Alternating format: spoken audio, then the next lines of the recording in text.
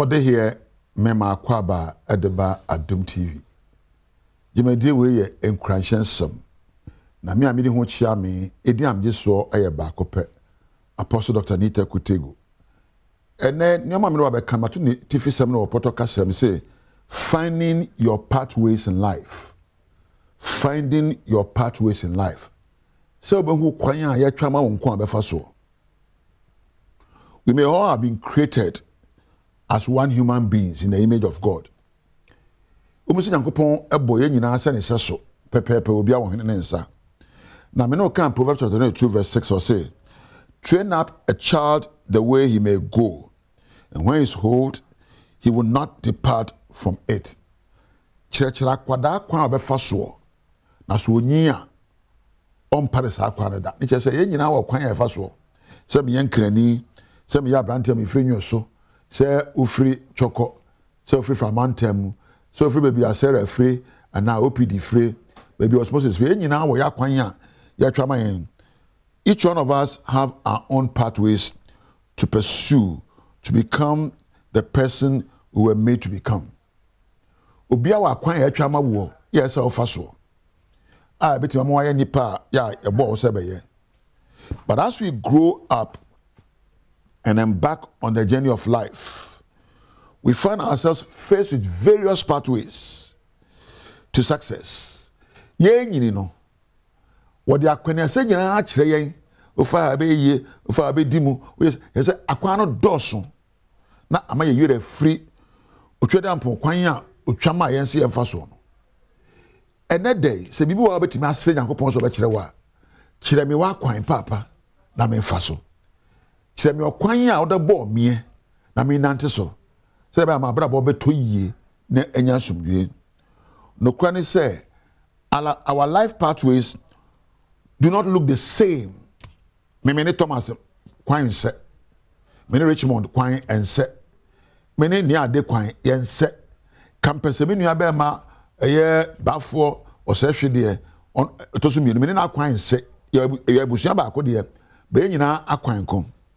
Na de ha adwen ne se akwan nyina eya munchimunka. Me de anu o, obi de anu o, se sere ade na eya munchimunka. Eya fo ne sane amena wom beko amena donko nokom no aspeja esuo kwa wo ese wotwa. Ento da bia bia wo ko no nim ahyesode ne wo se fa bangu na fa nifa. Wo no wo de wa adwene ekosi se bia ba ko pim na wo di ayesua hunu. Yes, we learn in life by insights, experiences, and hindsight. You learn in life through your experiences by gathering insight and from hindsights. Yen nyina obi nchira kwara nyame behu no akopem no apagya wo mu wo se mekwa ne sa na de nyane se obehu no akwan se ofaso obi a wakwan se wo hunu se ofaso ya moni pa mienu baako me ametie me de Thomas obi so ha ono so de Thomas ba ye nyina nyeni pa baako esanse ya da soro nkunti no obi a wona akọ be fa so yeye me kwa me fa so yeye nya wo kwan no ni amete e de mama brabo enya nkoso nya wo kwan no ti na de ade bo ha se o ya oni Solomon mampa ye na de bi emabusem ehoma no etremienu nchichemoduonu nsia o say give careful thoughts to the paths for your feet and steadfast in your ways. Papa maminyansa na madwene nkọ kwan a osinsen ma me esa me mfa so na menye pepepe yo o makwan so. It is only you when you find your pathway that your life attracts the things planned for you. Me fan say akwan ye tui ye ko ye nim totin obia wo kwan so ofa so ko fa obi kwan so a nyama wo so ye ntwere odi wo ho etu be pa na nyama ho sa bresa bia mfedua na mfedua sa ana mfedua num na wo nam kwan so na wo o hia nkrofo de ye ntimi mfa ma wo se wo nu wa kwan so fa de so nyina ya wo dia na ene de me mpa bo no se ye nyinara betimi afa kwan a beboa yen na yen sa ka nyoma wo de ma yen ya wade mu ye sika semu ya brabo mu nyinara ya wakwan bi o wa se ya fa so na bigiri se ye behwe kwan no ya fa so enya yedie aha na meda wase agya wo na me nchia kese akoma Adom TV adwumayefo nyara meka executive producer Sarah Bakope maka enemy producer OPD ene Richmond me camera Thomas 1 ena osmosis sound ebe no nyirara ena ima obi a wa Adom TV a obo adwumadie ba wo fie biara kame ho e ne mfa nhira enwo enso wo de medinyame ejaw Yada se mo ache mo akwa benen so Adom TV Badwam so yada Apostle Dr. Nita Kwakye Ofosu ni nkwanshen sama odi abre de du so no Badwam kase sama batie bi eni aboso kan spare parts for abonchene saban vat fufurei wanhwe anya hu dwumade a omo ede na wotwe ba ko bisi wo wonton hwe eno ne nsem bia no pay ye de bro Adom TV Badwam kase o share live on Facebook/Adom TV extra Go TV at 119, DSTV at 280, Oko YouTuber, search Adom TV Tube. Na kwadomonline.com, semi, and in some of Frobi, Ewo, Media Fear, Amankwa, Tamaklu. Afia ni deviente, said in 70 more Ankasa, etie. Aboso kind spare parts Dealers Association, the Kokobona, to Hose 1 hair. Na watch your back, one more ebete into Sukoko, the Achirabino, Ewo, value added tax. Redeem for Froya, one more a day abano, a munchir Adom TV kase edeba.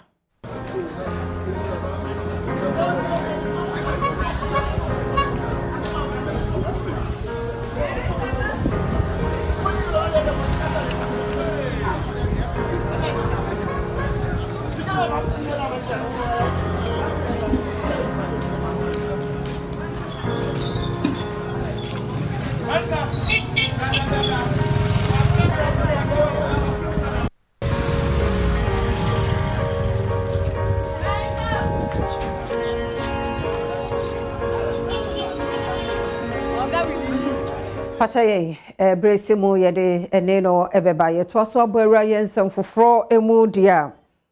National Democratic Congress mpenufo de ate basum komiensa so onye nhwehwemu na 10 February eye watchine brenya no wonfa report no emra eye vote by bia wosusu se koso ewo ayawaso east abato ekoso NDC amanyuku nemu DC amanyoku apao abajoku miensa wahye won se wonhwehwe nanu ada ayawaso east NDC primary abatoa ekoso no wokyeremu se abatoa no katahyehe ene proye bia ekoso ewomu se amanfo edesika ehye amanfo afunumu na ebinum eche eye television motorbikes ene de keka ho no saa neman etia party emra enti abajoku enye nhwehwemu fikofiko na wonfa emra na krata NDC twetwerefo fifi kwete nsasha ase no wahye abajokoi se ogefo bosomeni da etosudu wonfa nhwehwemu no emetodwa na amanyuko no ehu anamo a obetu afa ho ewo krata ni mu no wokyere se NDC amanyuko no ehwe se periperi ye ebedimu na mentemi ho ase anase katahyehe ene proye bia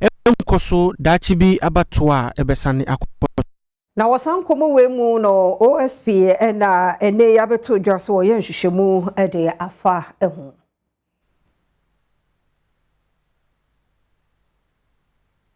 Office of the Special Prosecutor and Obama say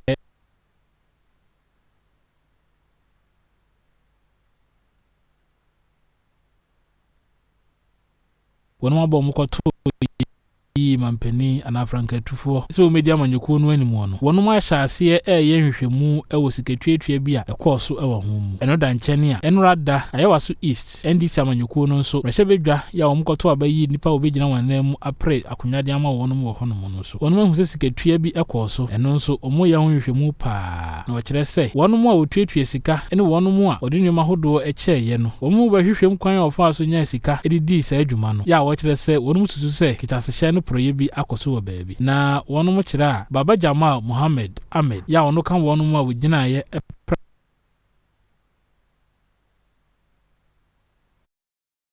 TV Badwam kase na guso ehwe no facha yempa se ene no na yesa ma yentoso na yenkonsem foforo emu na wotwetwe mu yenyina yenya na nte ye se osu empotamo ho mensin no mo crouch pani ede betu dwa se cemetery hono mo no wono mo ede wonsa to so yenkosie obi ewo ho je se wo ma wo permit no edada na adidwuma na bibi akoso amenam so nipa mienu ya kire wo mo ewo san hihye ya mpanifo de to ekwan so a wo mabusuo no kase no edeba Assemblyman na wowo Osu Kinkanwe George Abeku Anan ene Security Task Force Mansin Krache Penny atese wonhwe na Osu amusie ya omanfo binum etonton nsase no na ebenum soso ekutu omanfo efunu a emfa ne mra kwanso no wontu ase ene wache enipa mienu a Eric Anan Joseph Donkwa na wonum etu efunu ewo Osu amusie ho ode sankrofo mienu akoma Osu aposifo a wo ye hwehwemu enchaye na Mansin Krache edema Koli klote eye sentwefo adwumadie edeto dwase wonom a woko Osu amusie honom ekotu efunu a emfa ne mra kwanso ene wona wotonton sase no obetu ase ene nti sa adwumadie no ena wopawo eye tax force ya wonom ebo ho ban a ene wakoche enipa mienu yi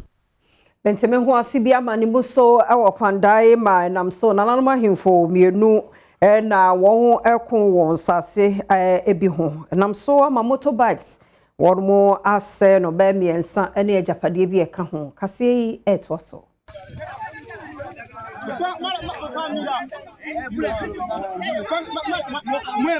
ukopiem okpandai ne mpotemu a mentem ho ase ama no homne so pa ya wo kire se ehimfo mienu ene omudi abom ewon nsase ho a motorbikes miensa wonu ma hye dwere be na wonu ma asem esi wonanim bi na wo kire se mentem ho ase ahyase dada ya kire se saa info-mienu wontam ho kura e wa asase bi a wo nyina kire se eye wondia ya mentem ho ase e wo ho na eno na enura ekokwaje nsam wo bra ofan ba akon ye se okwa akotwa asase ne de ma nipa bi se onfan kwedi dwuma na efa aka ho ne kire se nyaade obepene de biara da eboni ba wo ho so na motorbike wo mu di jatum ama ni nyina ahye dwere be aposifo abampotam ho no mu a wo amadwobre ato na basabasa ye no ejai na wokire se brepam wode ho amanebo ebeba abekirimu yie pa yanto so na yemungra yensan foforo emu adehye ya wo mo adwumako onwane ewo adwumako nyan ese mensin mu mfimfin mantemu ye kire ede atia enua bi a wo mo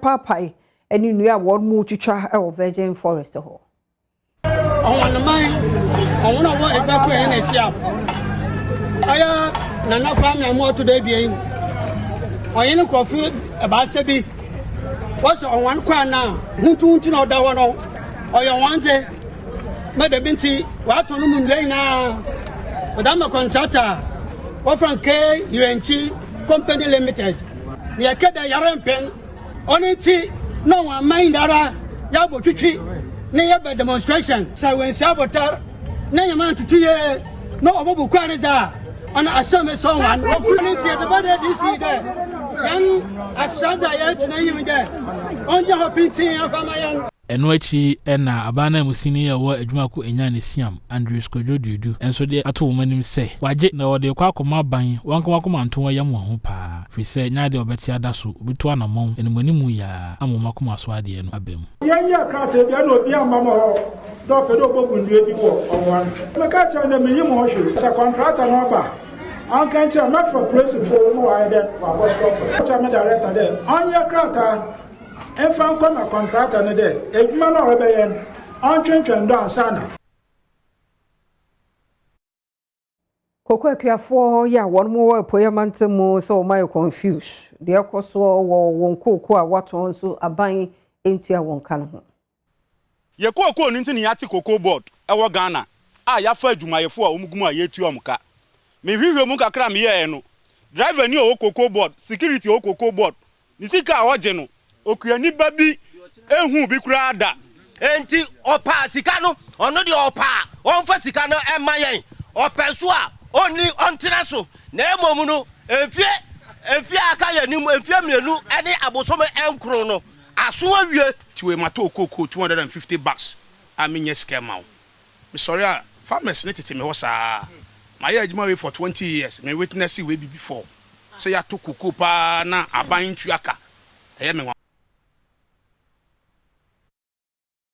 Yet also ni ebakoso na yagina poyamantam no emu LCB Worldwide Ghana Limited one any Eastern Regional Branch Ghana Union of Traders Association aka wo ho aboma nei edwa hodro no nyina mu obawram na waspray ho sebe ya ayi edwom enkura wo makase e chen kusi obeyi ni nyina de afiri ho na fe adwadie ebekoso yi a de obeto akofie eye de ebebo ho ban wapomdem ahonedie de eye manipa bia so so yu Kristo ni kura na so ye nyamesumni na woni ohuni abofo kura ntansrawo enti no kura ye akura ya ashada suggest e de ama assembly ni say ye hu say edru so a edwadifo ni bebre inform ho hye enti no anka ebedu so a store bia omonye ne 10 cities na say ska no omofamfa apafo na adwuma ni yentimi nye na yenye ni yi eti ye hwekwan say futuo na ye de ma MC no obeye esase ye pese ye kuro no emu ye fe ka cheti mamufo ne say ye omamba yi no esi yetimi edi ye huni esase be bia wo wudi honi a yare ye kuro apo no e ma ne bafom enti no ye momodin ya say ye bedi ye huni eno achi na New Jabin South aban anamusini ya wo ho Ransford Osebwachi edi abasobode ama LCB Worldwide eni apoyamantem gutaswe ye ne se wonum atunuru apete emiamia hodo a ebeboa ama apomudin agina na naso pa na wode atodwasa apomudin die eyi obi aso die priseno ne kwan ba ko befa so a betunyare wase enti emfa ho ne amanyuku a obi awo no bia homoden se obeka bom na wonum ayensisie brano na afi wo mahwe mo mpatomache na apomudin akonanim pa kakra metimi aka ne se yenua ma no na ha na modidie aha na moye mo bibia aha na monya sebe monsa no aduane enti mesra won se de won ye bia no won hwese won apomuden so ehu hia enti won siesie assembly no nyatam bia na assembly no betimi aba no ba be siesie ha no ba prepare ha ma won ti won ba won hwese won ba bia won betena de adwan won siesie ansa na won be start won dwakra won start yakọ guta and LCB Worldwide for us. So I want to say na mo. Say dem di kan no. Em say me buy be bosumi nwotweni. And this is the first time I hear general fumigation and disinfestation. Ni mo no ye be sere say ombekoso aboy New Jabin South Municipal Assembly no. Enkoye te say e ba be ye nei de ye ja okọ.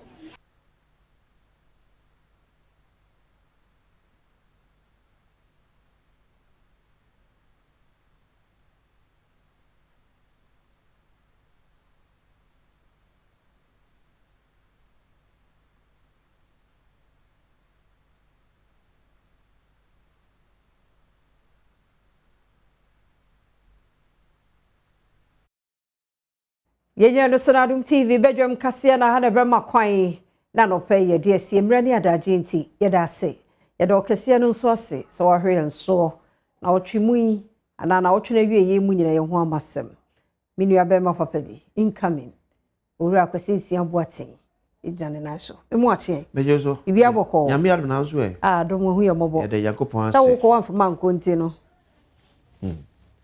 so anka so beko o ka so beko na sabe na nka ka kire me nka de na o ka na gina na mekan te wi na beko wa ko se bia ne se du na beko aka menya me ko bio ni ma hu se ne se budget ne me ko pe bia ka ho ana se me ko akwa ne de ya wa nka so beko ntimi ye single way budget yo yate me da se and this weekend me na me ko yo ye de ya me ase se bibia so beko so ye de oh nyame adom mo fa ase no so ye adom hu mobo me ase ye me ase na arrow seminar sio KUST na mesre school ni penifo KUST ase na nsen yes say a level 400 students enra they did the be Ransford as many amankwa semle mo ya yes if ya wote school no wo so no afira betofo ewu now abusuafo ne kire mu a that story na school ni mom no entomo it says na kwa kopie mu o police station yeah please for you obi ba level 400 we di emo yo ya best school ni penifo ready hu mo bo ye wom bia no o ma awofo no ehu na ya no gudi sie sa ya de papa say no papa kasa no papa ni yem hyehye no too much level so say esi ni so say ne ba no report the man said the names man be we Debia Mr. Sia Debia Entesa Into obi so be say dey piano na say di enti area semti ye mon pay say please for so me o met me aye am na kwa wie pay yo because we dey if you chance we mobo radin we mobo radin we mobo no nye fin kwanhia ne esan bi eti say ye mu e obata na be dey na wo ti ho no anya course ye jesese radin menkwachi ne moya wo mi ento ye bu ono a betimi asore abehwefom menye sure nti se obi nso na ye ne sa o so piano so ye de na ye de ese obi ba wa hwe no a be wa be drain ka wo wie ni no be ye adwuma behwe na wo fo hwe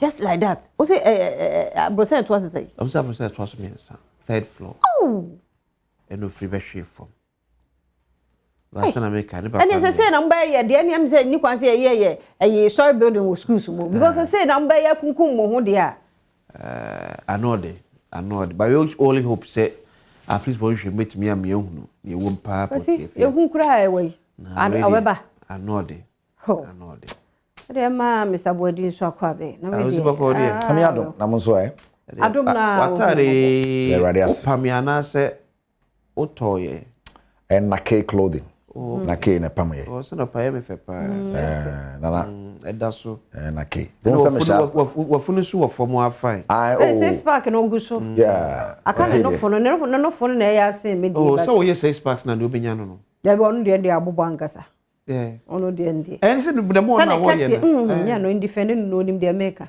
if ya na no pay adan ne kase no gbejira ne nofo if ya no pay my own ade na funu o try me na funu ba no fo ne if ya my own no afuni na akọ no fo nim ana e kọ no fo nim if ya adan na adan enye na say de makachiro ya say de nti ya nwu adwuma ti so no no fo no ba ye de table boss nti ba ya wo ye fa table boss na nkofo ade aye de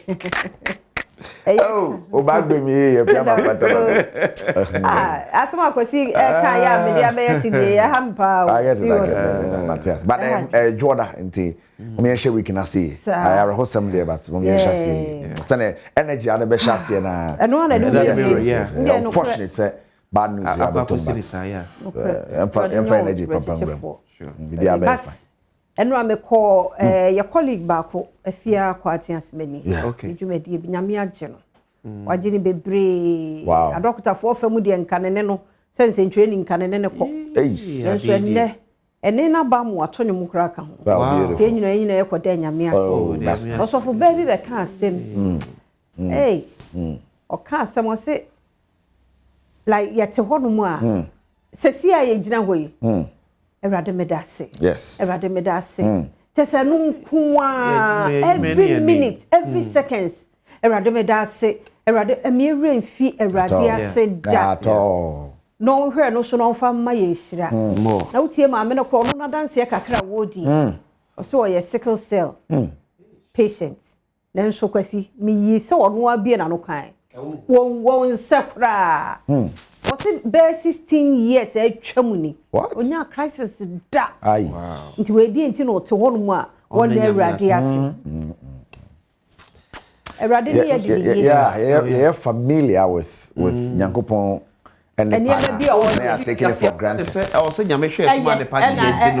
Why, yeah, they say, Kakrebia, the Yankopon, so organs and a Juma, which mean Antico, who are dear, what say a sem, what to me, the duty, no, so there you know, a beer. Bibi o hoi de oni so apeso ye de but kakra bi na Yankopon de ama no obi we obi prayer point there wo won obi pen den de be say na me dia mount you fan sa wa fan fala ai ye kompasa but I was enyem fama ate me da say is that fiane bra kwasi me ne keju ran kasa Eric Asie du bode busia yento aso agudi nsem na no pay ye ba ne sa Pablo Waima and Bernard Padibo training the producers keju ran kasa ne Eric Asie du bode ye sha se mfamfi national teams no akache the Black Princesses of Ghana. And now the Jan Sports Stadium, na Ghana to me HRCA World Cup qualifier against South Africa. na first leg ye bo wi san ko South Africa fo krom ko ese betimi afa ye wo ye brode anyema nkan South Africa fo na be hadwen wa apa but the second leg ye kwakọ bonti but yen kwa Accra Sports Stadium enko ese na game ni si ko emra. Has been delivered in and there goes the first goal for a Black Princess. Lovely header there from Agnes Yabua. Gets the first goal. Small Stadium gets lined up here. Casey King Gordon seems frustrated but can say the same for the Black Princess team. Agnes Yabua with a strong header. That changes the score line. Portia sends in a long throw. There could be the shot coming from her, and there goes the equalizer of the South Africans. A lovely drive there. So that was a lovely teamwork goal. Look at that from Zoe October. A lovely shot there. Gives a green light for the corner kick to be taken. Cross sent in there. And there goes the second goal for the Black Princess. And look at that. A lovely drive from Linda Owusu Ansa. A corner to go. Couldn't do with that. And it's going to be Linda Owusu Ansa's goal. So it's Ghana 2, South Africa 1. Ready goal she's having. And there comes the South African once again, and they get the equalizer right from nowhere. The South Africans. For South Africa, take a look once again. Oh, lovely pass there from Mobola, and he finds Koza. What a cutback there from Koza, and lovely drive there. Oh my word. Let's take a close look again. Jessica starts pushing there, but where is the offside? Right. So the Princesses of Ghana about 2-2 over South Africa. Now, Ghana coach Charles Simpson. After 2-2, no, Simpson Semney. Oh, the results, absolutely, I'm disappointed. We have a goal to keep the clean sheet. So to lose concentration and get 2 goals on us like this was not what we were expecting. But it comes with a game. I was expecting an open game, which South Africa also gave us. But at least the second half, we lost concentration a little bit, made them start to get balls around our penalty areas, and we are not brave enough to come up out of the lines. And that cost us those 2 goals. Absolutely, we're going to look at it more critical, and then we're going to find a way to be able to go to Johannesburg and get the win, because we want to go forward. You want to go forward. Is there the opportunity? Absolutely. I love the way the South Africans brave. They are brave enough, but we are up to the task. We'll go home to their home and make sure we go further for the qualification. Right, Charles Simpson. Now this answer me here to a just so you better how second leg on so basi call in Johannesburg. Now you can say you know you feel on your copy of the MTN FA Cup round of 16 over the weekend matches baso. Now men I'm for action from Bobisu Jiramonai Super Common. The biggest of the games na Mediema Sporting Club ne Samatex na de pem so na face Kumasi Asante Kotoko ne Adriana Stars ya bowie ye no na Mediema for chese o mani abre person mo come ni papa mo ne league leaders man FA Cup so mo timene Samatex we na Kumasi Asante Kotoko on penalties Adriana ene mo ewiwe ya go ese na MTN FA Cup games ne bi esikoe.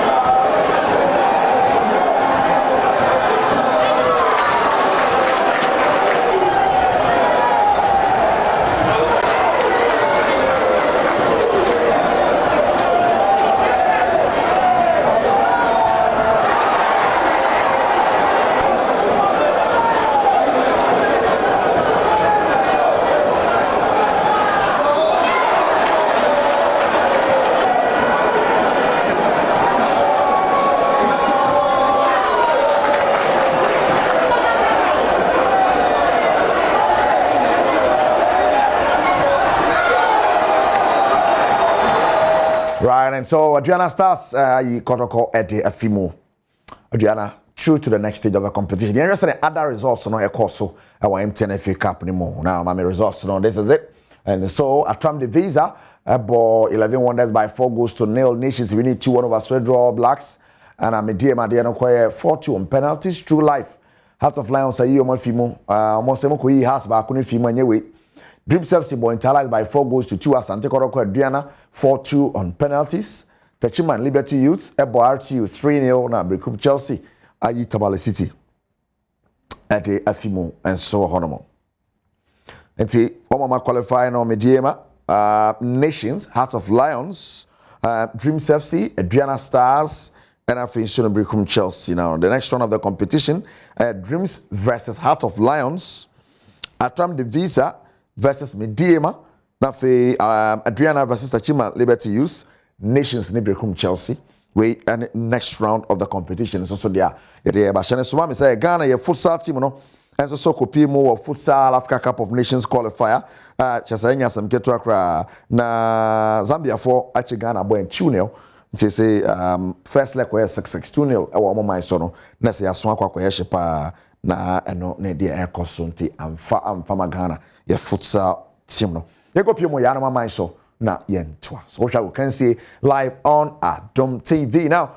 Manchester United the Carrick ball is still on. United Echom Bebro over the weekend among Tottenham Hotspur and so now Anfield Liverpool Echom Bobre over Manchester City kakra City said that be Anfield niaba na high Anfield there but Ebechem de Echo ejina mo nine so adwuma no e kam you know Liverpool team baako Chelsea ebo Wolves by 3-1 yenko England emra Spain, and now on top of the table here, Barca 58 points, Real Madrid 57, Atletico Tosumiensa 45. So 1 point between Real Madrid and Barcelona, and so they are at Tosun 942, Real Betis Tosun.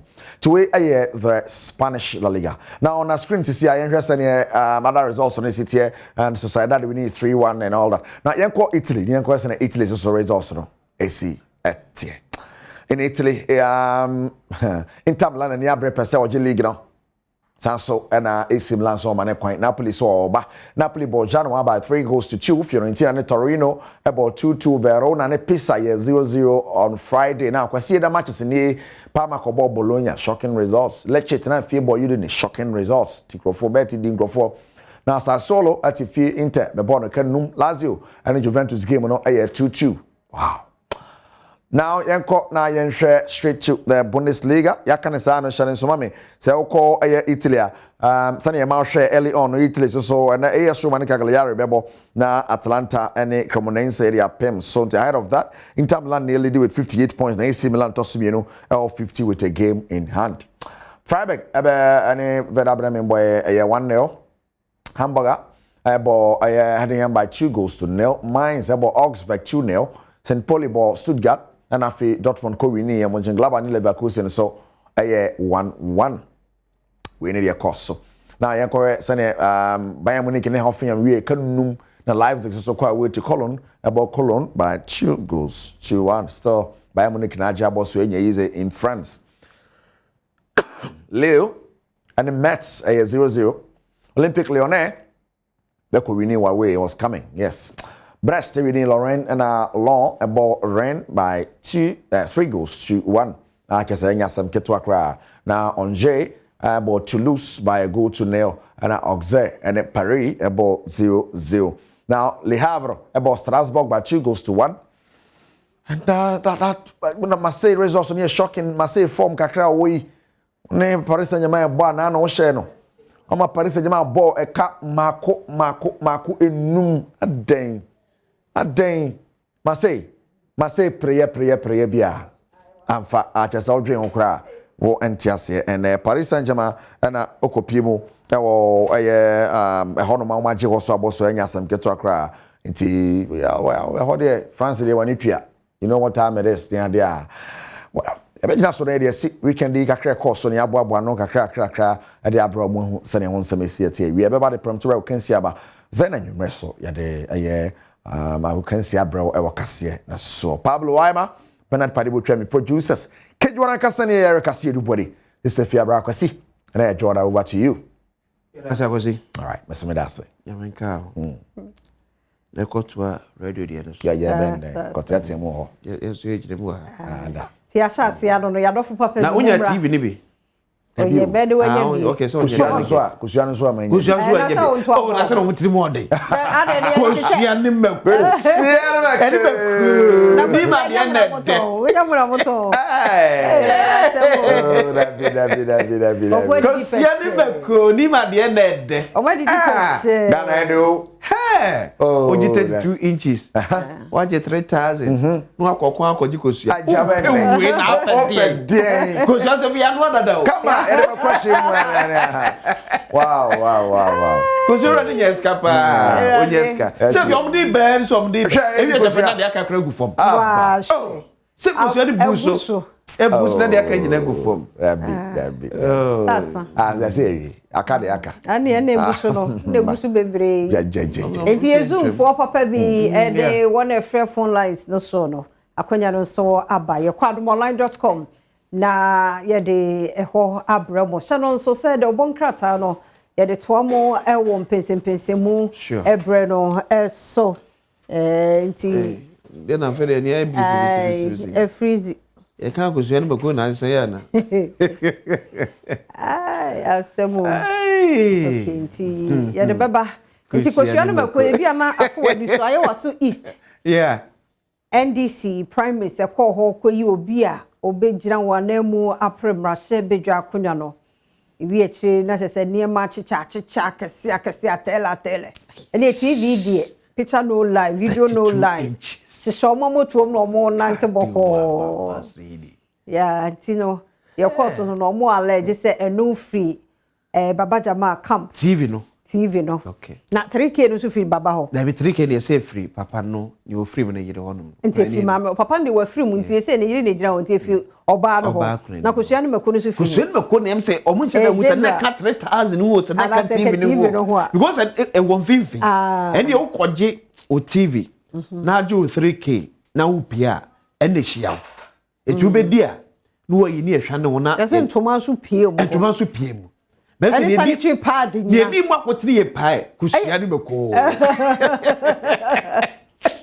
hey is another ya waso nko ade gu ha ya waso nti the end start here ya waso east presidency NDC bewigs unhappy over Baba Jamal's victory. Haruna Mohammed one Haruna NPP deputy general secretary asemu ana mokofa. You should have picture this there. Muda ho. Yes, abutwa mambrem kakra. Ko yem na host here. This time online from so abutwa mambrem kakra. We see it for mem. Go on cancer no ho. Ntu bam se see that's why the TV. I'm coach Kusiano. Ale so open the side there. Man say okay.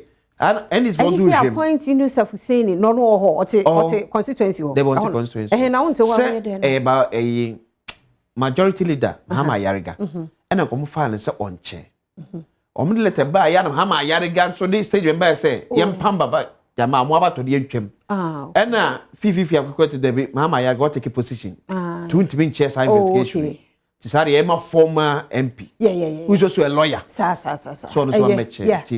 In this of saying is a very place Mama Yariga. I know they fair. Yeah. And say because me who statement and I'm saying no. Na say we chairman or take size that anti. Ti no so no Baba Jamal denies vote buying allegations in Ayawa City. Deny na ne bebem. We dey you honorable deny na confess. You know deny na ne bebem ti no so e wadomonline.com. Semfufro mu so osede Lance Minister Makofi Boa arrives in South Africa to lead Ghana's delegation at mining Indaba.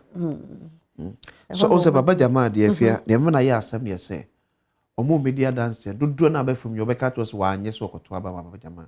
No. Yes. Se ba ku bi eye no oso no edweso oto ama eyi na man ye difficult no. Na we ko hu omo no akobisa o te delegate ni a video so but so friend na and so be confirm say ampa se me je bribe the free Baba Jamal on a issue no it is moving to me obi ade biem me wa addiction so much as that is it eti ba dem kasa ne onni no kure fa ma ye ho na ma ne nyi majority no some MPs need this in your take mu me look as if some ye sent obie no fi o parliamentar o so wan twa da betua obecha niema se ebia obi de na TV wo de 2 Ghana cedis eju fi so obi de TV no obi de mu odu chen wo de da bi ba me no omo I don't know but me say NDC no ano omo rules be on that vote buying no wo ho na masati mpo se mampani nti ese no kwa yayi ambassadorial idokura free ne so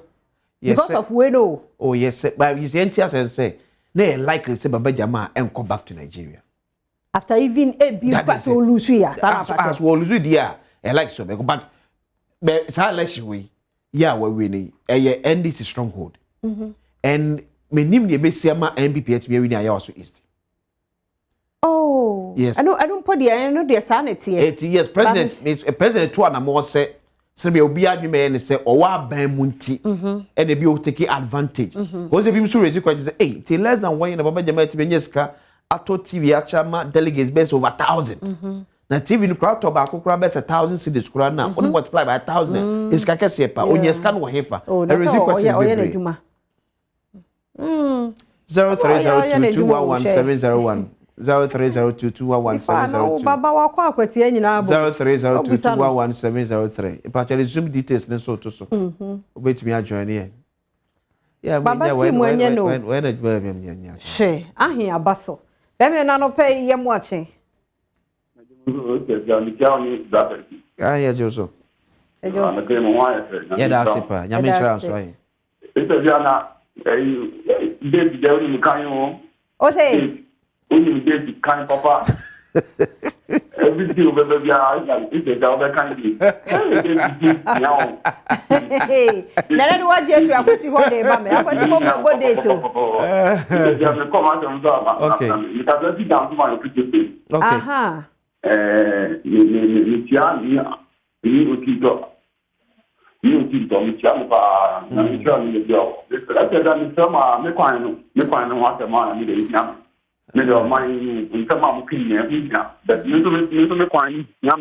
Yeah.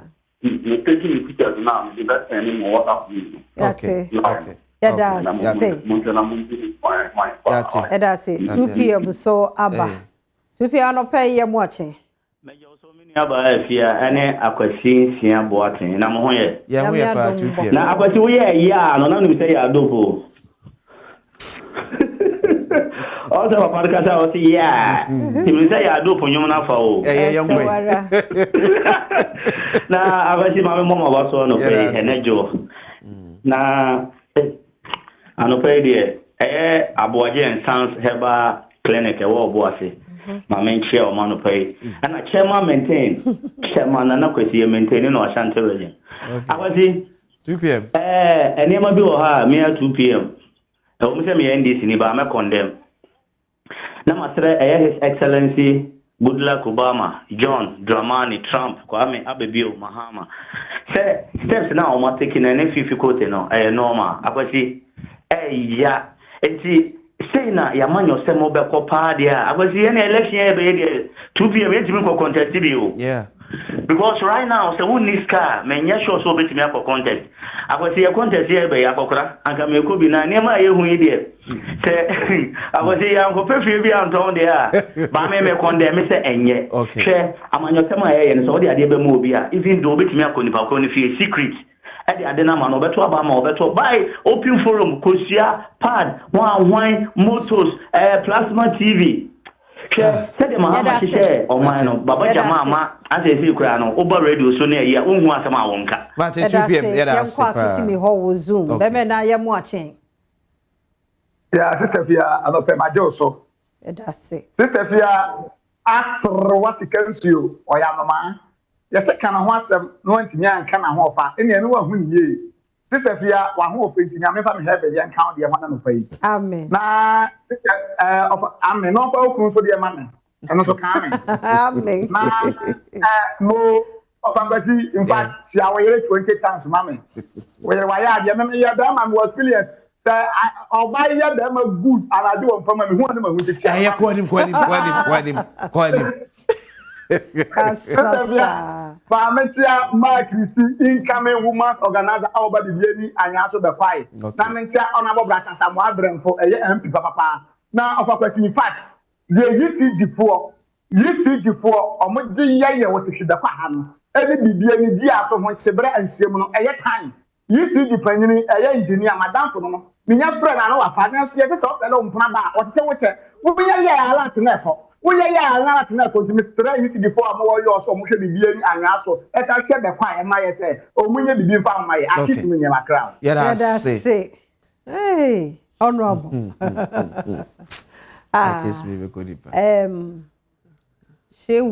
She okay. Oh, so. Okay. Even I am watching.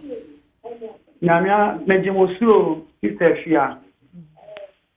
Ain't you, Papa? And I'll pay the Istafia, Mammy Fanchia here. Emma Appentachin Central, NGC Chairman 24. Okay. Chamaya Ghana Man Naina Vida, any Chairman 24, Namichia, NC, Dr. Eko Vinedebi. Stafia, Media, the NGC Bapa, I'm good, your man NGC back. Papa Jamal. Doyeno wanya de me meni anche kura nke ka me nko ade astafia e ka me nko ade a wo man sankoto abane bio na yenye fe na ewudie aya wa fi so munyi woni na me adwuma that's it. If you na manfo focus ko baba Jamal is it because on the TV ana omo twi a 3000 no eso chen TV no yanko ankoma ho ankoma Foster wo zoom me na yemu ache. Yeah, mommy. Ejo so na batwa pum to say. Na me Adom ye ho ye. The me say, woni abema in fact anope mo ife. Yeah, that's. Me question say mo na mo asempa so. Mo de kira o man Ghana na ko wi ase amanyina. Onyankopon ko so hia mo. Amen. Anope tia enkoma ona bukojo onponkro manen lenda ahenkro omo wo fo ase yire bia. Omo ye dwumade se fo ase yire bia timasa e bekoso. In fact, unless you try mu Saturday ewo ayewa so east eya ade a emfata na yesoso both omo candidate omo gina nyinara me mfa masumbo nkoma baba Jamal eso no kwa na akoche TV se de na mebra akosi me wofa akosi eka ese doko 3000 ni doko 2000 if you tell once the crown pa ewo within election na emfata eti baba Jamal akoche TV no mo so mo koche 3000 no mo MP so bi ko ampo amati so mo kontributu ema oba no e koche sika no emfata in fact election e ko yese sebi unye sika ana wuni sika untimi ko gina bi na mpo unwo bibi se wo de babo o ma na because of sika ni ti opama yanso so ade we so emfa na ko se sika se e be gina ya ma no seme na ta ko so so a emfata na misra mo modwuma pa moye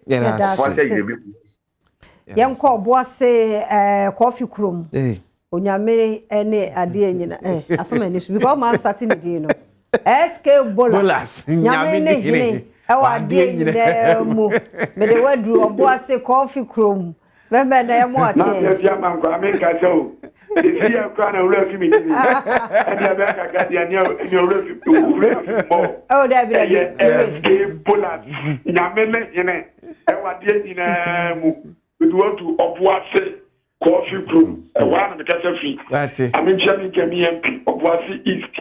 Ishuchin Kofi Amankwa Obuasi East and Dasu Kumuko. Menchia Namimbo. There's my pa. Obono Obuasi East. Mammy, if you are the intended to have a chapa power and have a permanent mention and more Bono Obuasi East. And so we need to have a catch them.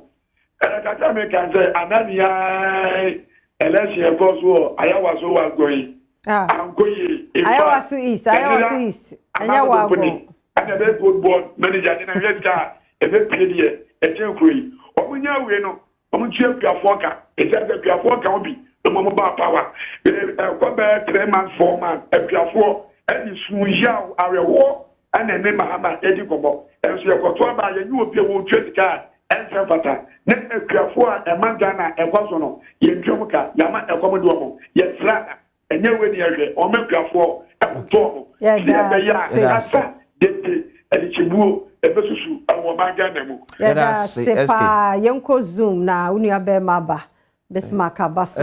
Beme na ya muache. Yeah, meje so. Na mo ho te sen. Ye ho ye pa. No pa de mo ho ayefe ntieja me bom abaso kakra. Na minua mpesa me kakra na ne say. Won sa vote buy asem ya omoken. Like trend be air cost for Ghana. I think say you paying for no eso mo do mo nan si form. Near Papa Jamal ye no men support it by no kwan so na e chiska no. Na sa wo hwe ne Christian both NDC and NPP no.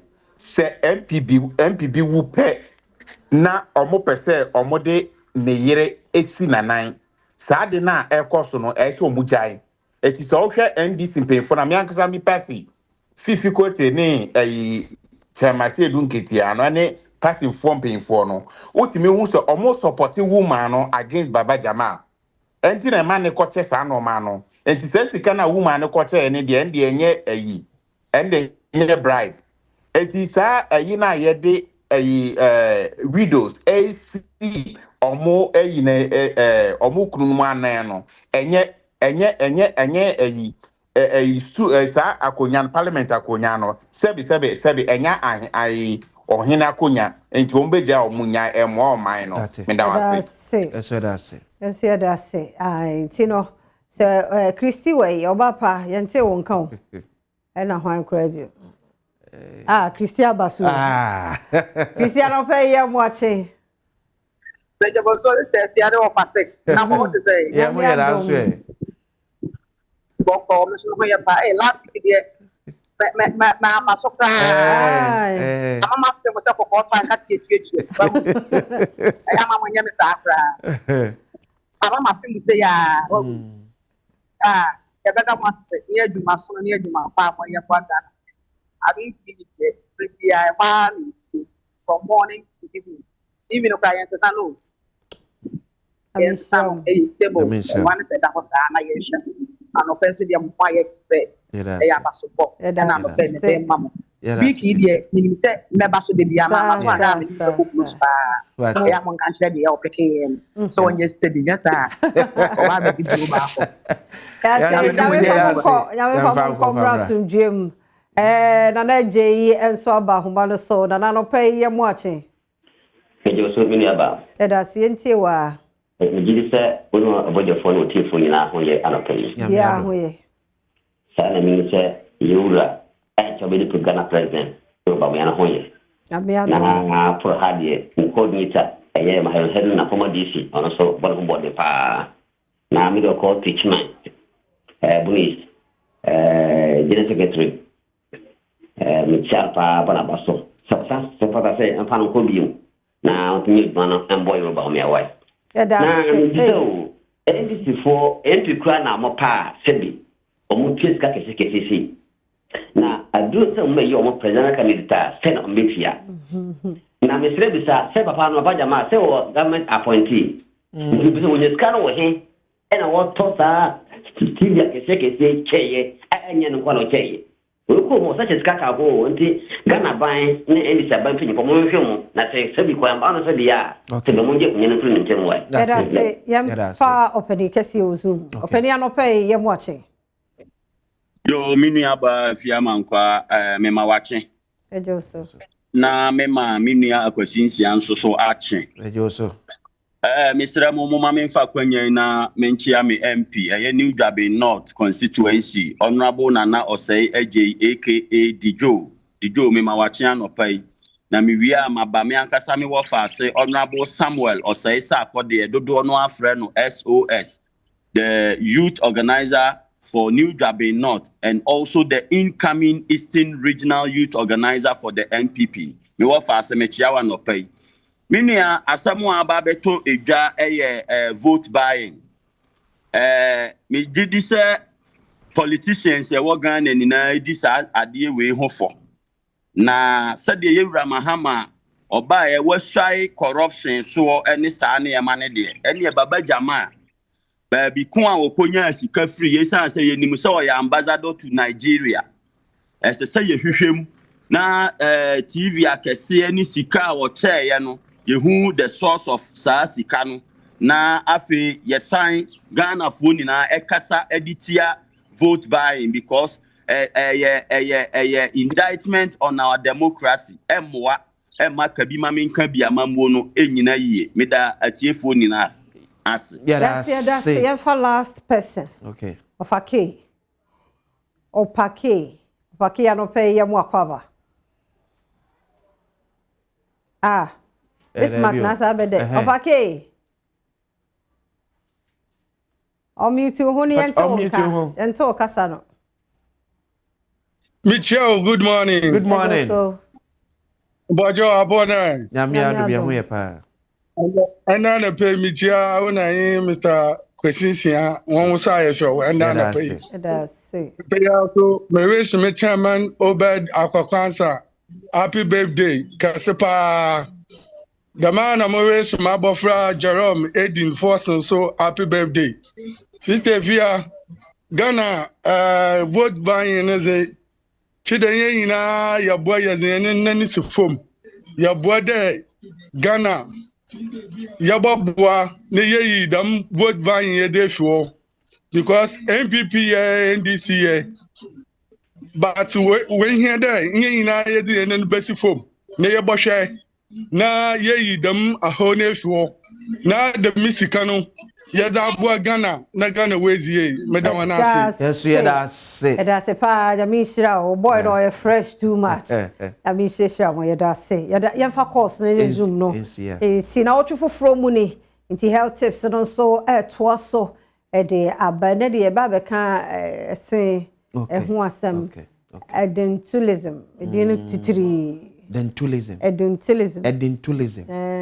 okay yes tutuye edu wa ebe ho na ochi mu nkomo eno no 5 minutes yenche bedofu yentie mra sisi ya yakwaba memo akwaba eno so do Badwam TV Badwam health tips na ochi mu ye bedi nkomo stronko bedofu ne ene de di kan a utie ye hwe ya mo akwaba pa endpoint adawomenti ena na ochi bia yenye nimdefo no wo mudi nkomo ewo ya pomudin mu ensem ti wo yare nko ade ne endpoint enkasa 0244867068 friends here na mema no prostate no ya jibre no koye wo scan ni free ewo endpoint enu achi yare bia hawadua ukoho obeje wo so na enne mewo miaminu ba Augustina Mensa Ephraim ya wono ye dental surgeon ewo Perfect Smile Foundation obono homode pa ne ana wochi mu o se dentulism dentulism ehun komo oba be chiri mane mo hu eyade e common ye nyina ye experience bi edin no ene eyedene ma but ebedru fiada no na wo se wasuade 5 minutes ye nche tie bi na ye num eyeye ya pomode so ebe ye oba pa be mo akwaba da bibia abokode ahofe no a nisiesia mo ayade eba yese ho nsem bia ye ntumi nya wo firi mana ye num ntumi nya wo firi nene na wochi mo se ye kasafa pese en kasafa identulism na a big word but a small ni nyina identulism asichira ni tooth loss se ose etu free bone nim onsa wo hwe yesena odo nsaka gam na hu se dompe wo ho nti se sin enya free mu pe when identulism nyina e tooth loss na koso doso nipa bebre so was a problem but omu nim said ne edeba anase se esimpo a ne omu betimi ayafa because o smile is your beauty nti obi o ha ontimi smile because esino eni ho nti this week me pese yen kasanfa tooth loss ho na ye behwe ne ma so aye ya ebetimi a prevent tooth loss obi o ha nam kwan so na nisi na ebetu onye obi a na ba clinic ama yetu nisi o obi o ha no ate ho na nisi na atimitu eto nenum nti this week aye very weak nti eniema itimi ma utiminya tooth loss na eniema yebetumi a prevent ya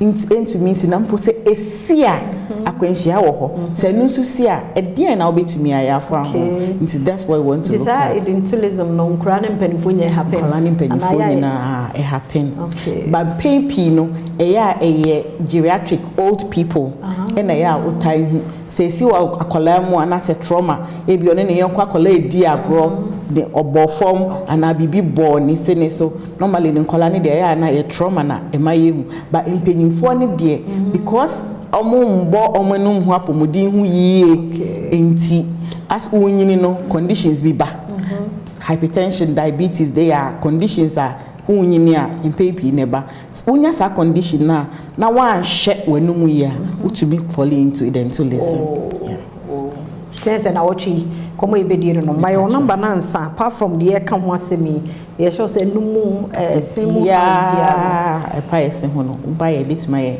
perfect smile foundation your number is 0243 728542 0243 728542 and that's it.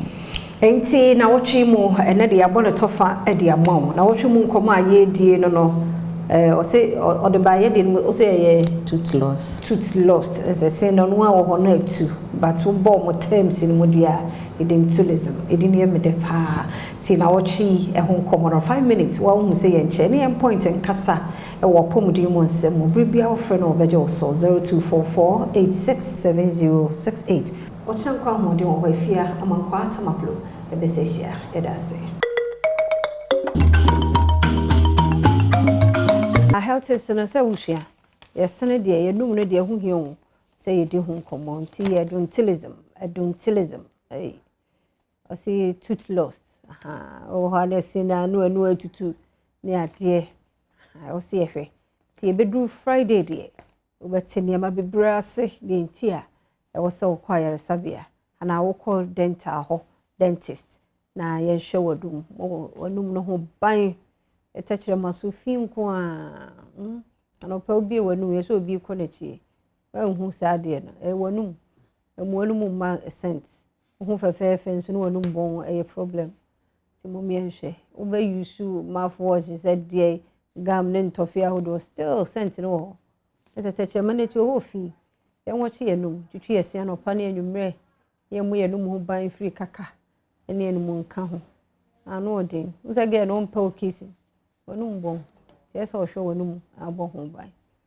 ya me ya do much na sabre ya 5 minutes ye be sa to aso ya mi show omre no wadaje nti dem mum ye guso ye kai wo say gold board jewelry and so da so awo ho ti bowram na so koye window shopping no bibi ama ho boso ba ku mienu ni miensa be do na time na so to wedding ring papa bi e di gold aye de enko ba bi a yenko gold board jewelry shops na yenko je ende e wo say chimpo Valday na ebe so ye bibi e me man de say ya mompe ti munye maye awo awura ho na beba na gold board jewelry as say gold board na boss so say hey wow Thomas ontime nko oye pepe ankasa ti ontime nko the birthday kura wan kan me ante na ko gold board jewelry there be but other people no mo betumi akọ my Dr. Siama say obewura no akọji bia ma na maame eno ano no la Valday enya oge wu no yire nko a o maame wo fa obia yen chiro don cheche ye hu make and dog say exactly dog no Jennifer no betche me ne koto bi mo no so na say BBS nya no ano no pure gold Diamond House Kimbu Road Accra ebi wo ho 0555 810005 Oxford Street Osu 0556 771 438 Otele Avenue East Legon 0553 163 811 Marina Mall Painters 0556 771 414 Community 11 Tema 0556 771 415 Ampoma Accra 0556 771 418 Prempeh the First International Airport 0531 040 808 Showrooms ni koho koye window shopping ne bo ho na sabra wa do ko be won edi nyina se o mo price no so ye ya dia pure gold nti ko ho na so koje wodi ye na edwada aba Radi Adom yankwa ho din ti C4C Liver Specialist Hospital Dr. George Siama Jr.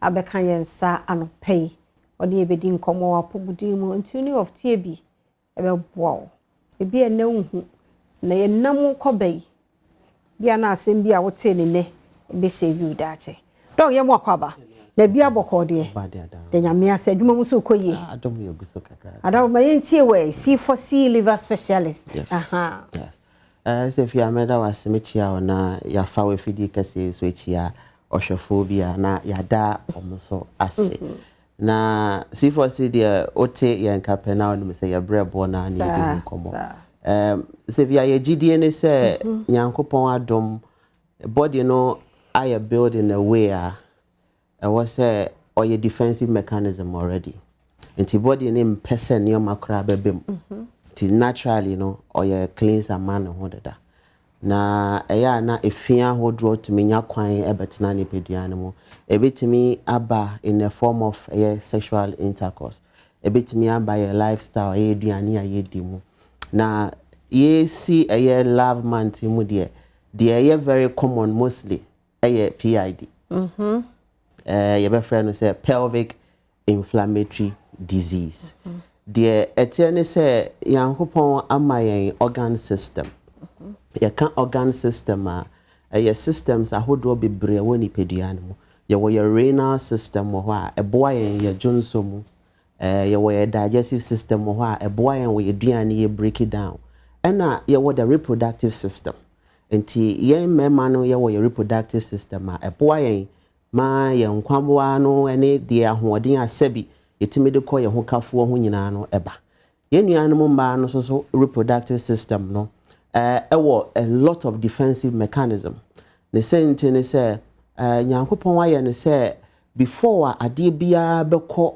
be breach yen nuanom mba asabi ekwan ho no akọ omo inside no wasa ade na no odin wasa ade no etimi essay sa protection na ode amano no and it medically no ye wode ye frɛ no ecto service and endo service ye kan ecto service ye frɛ no valve no the outer part of yenianum ma no bit say laba majora any minoris ni nyina no the outer part empo the clitoris no nyina no the outer part na yenianum ma wo organ bi ye frɛ no service no awodie no ne kon enu nti ne kon dia yankopon ama na hoodin bia ono ano contract na wa relax na che se ewo mra ewo se ekwan no ana se ne contraction no eba na ewo mra so ewo se bi e pa chew se oba fefura na ne time nso ye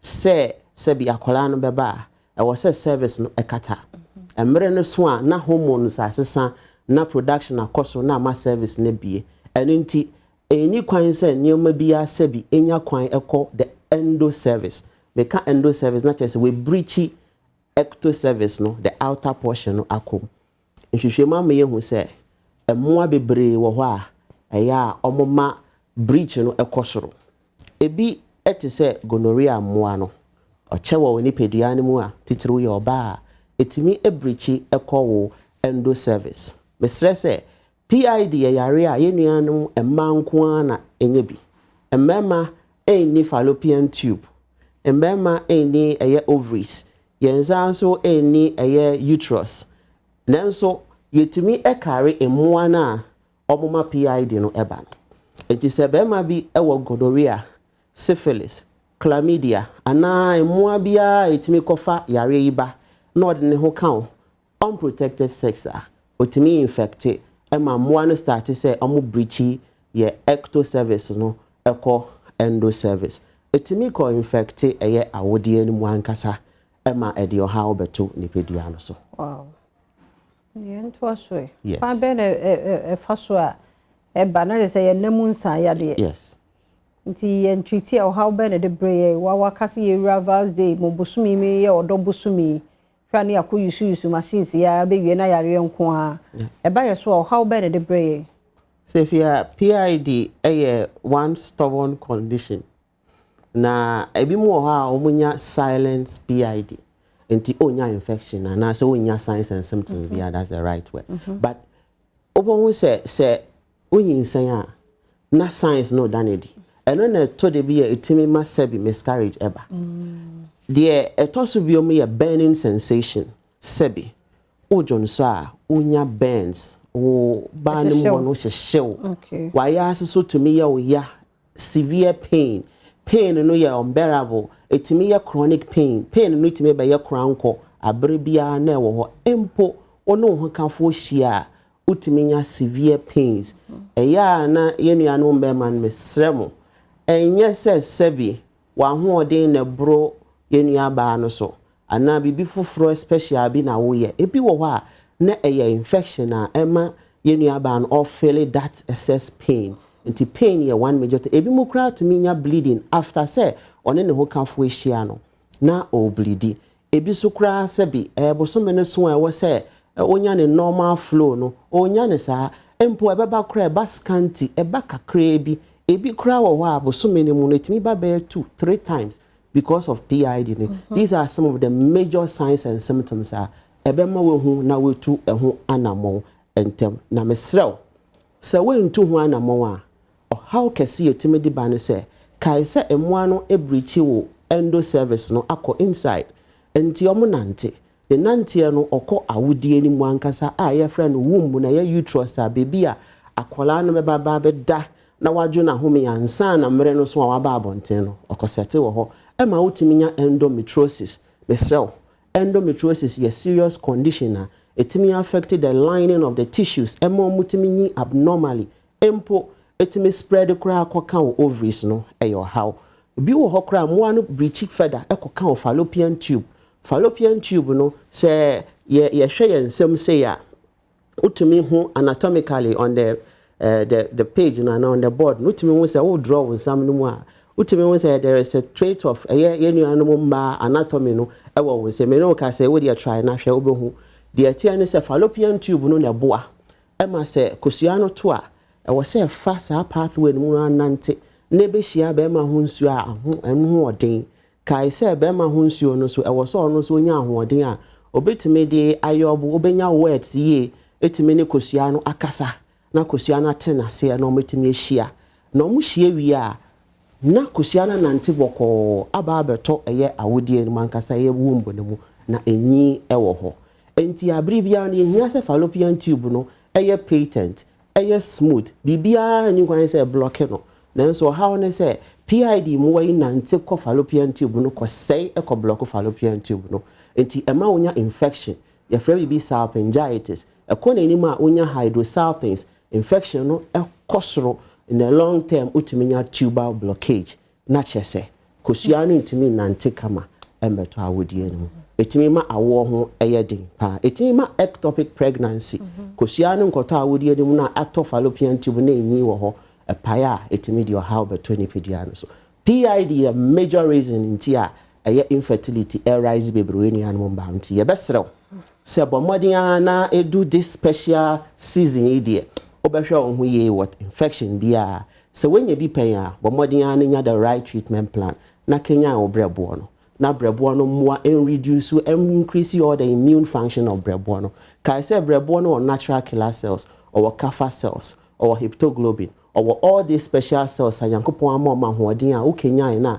ebehwehwe saa efinwe nyina achichi o ma ye free ni pedua no C4C de dro wanwaso abadwa no so friend liboton ebeboa pa ekenya eye brebo no na brebo no mu tissues nyina no etimi aye adwuma kai se wonya ahoɔden wɔ brebo no ma yare ahodo a woni pedua no mu mekire hypertension diabetes so kidney problem liver problem hepatitis A B C D ni nyina no healthy liver eboa with circulation eboa with infection ye kan ho asem eche wo ni pedua no mu a ema moja no ye take ema thrombosis setting in ema embolism setting in ema circulation be problem adrenal lack blood supply ma long term unya septic shock na chese ni pedua na be say empo moja no be poisonous a etimi ha mo ni pedua mesrew but more than anama on Sanka Livoton, Adominity all over Ghana, see for see wo your special promo for free delivery no sugusu age. My number now is scroll down fre 24/7 the bejo so wo Cape Coast Green Hill opposite Addison Square Garden, the pacho your whole branch kese panso wo Aguna Odoben, e water crowd so branch wo Kumasi Ejoso Kwamu Jachi Junction, Accra Hadi wa Denta SDA Junction.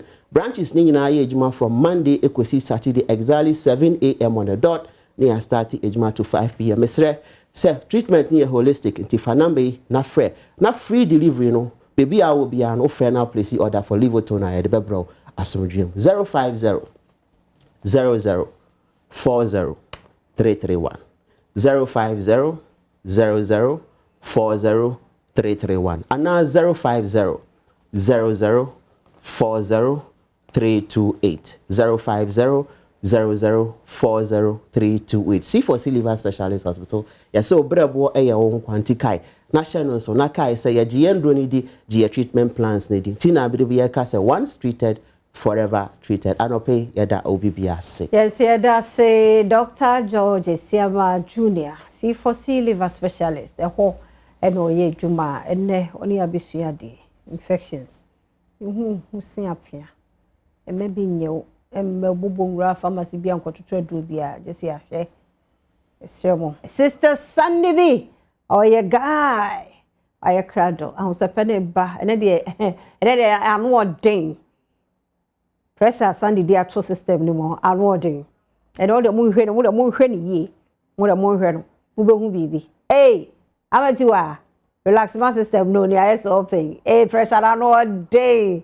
Sister Sandy B. Oh, your guy, Oba, atwaso.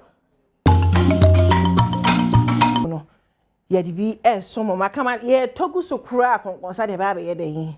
A baby D asher a raddy dean, any moon out of 4 boom or parry or Beminian Sarah Parade. Es supervisor, papa, penny for medical as a or paramamun in your day.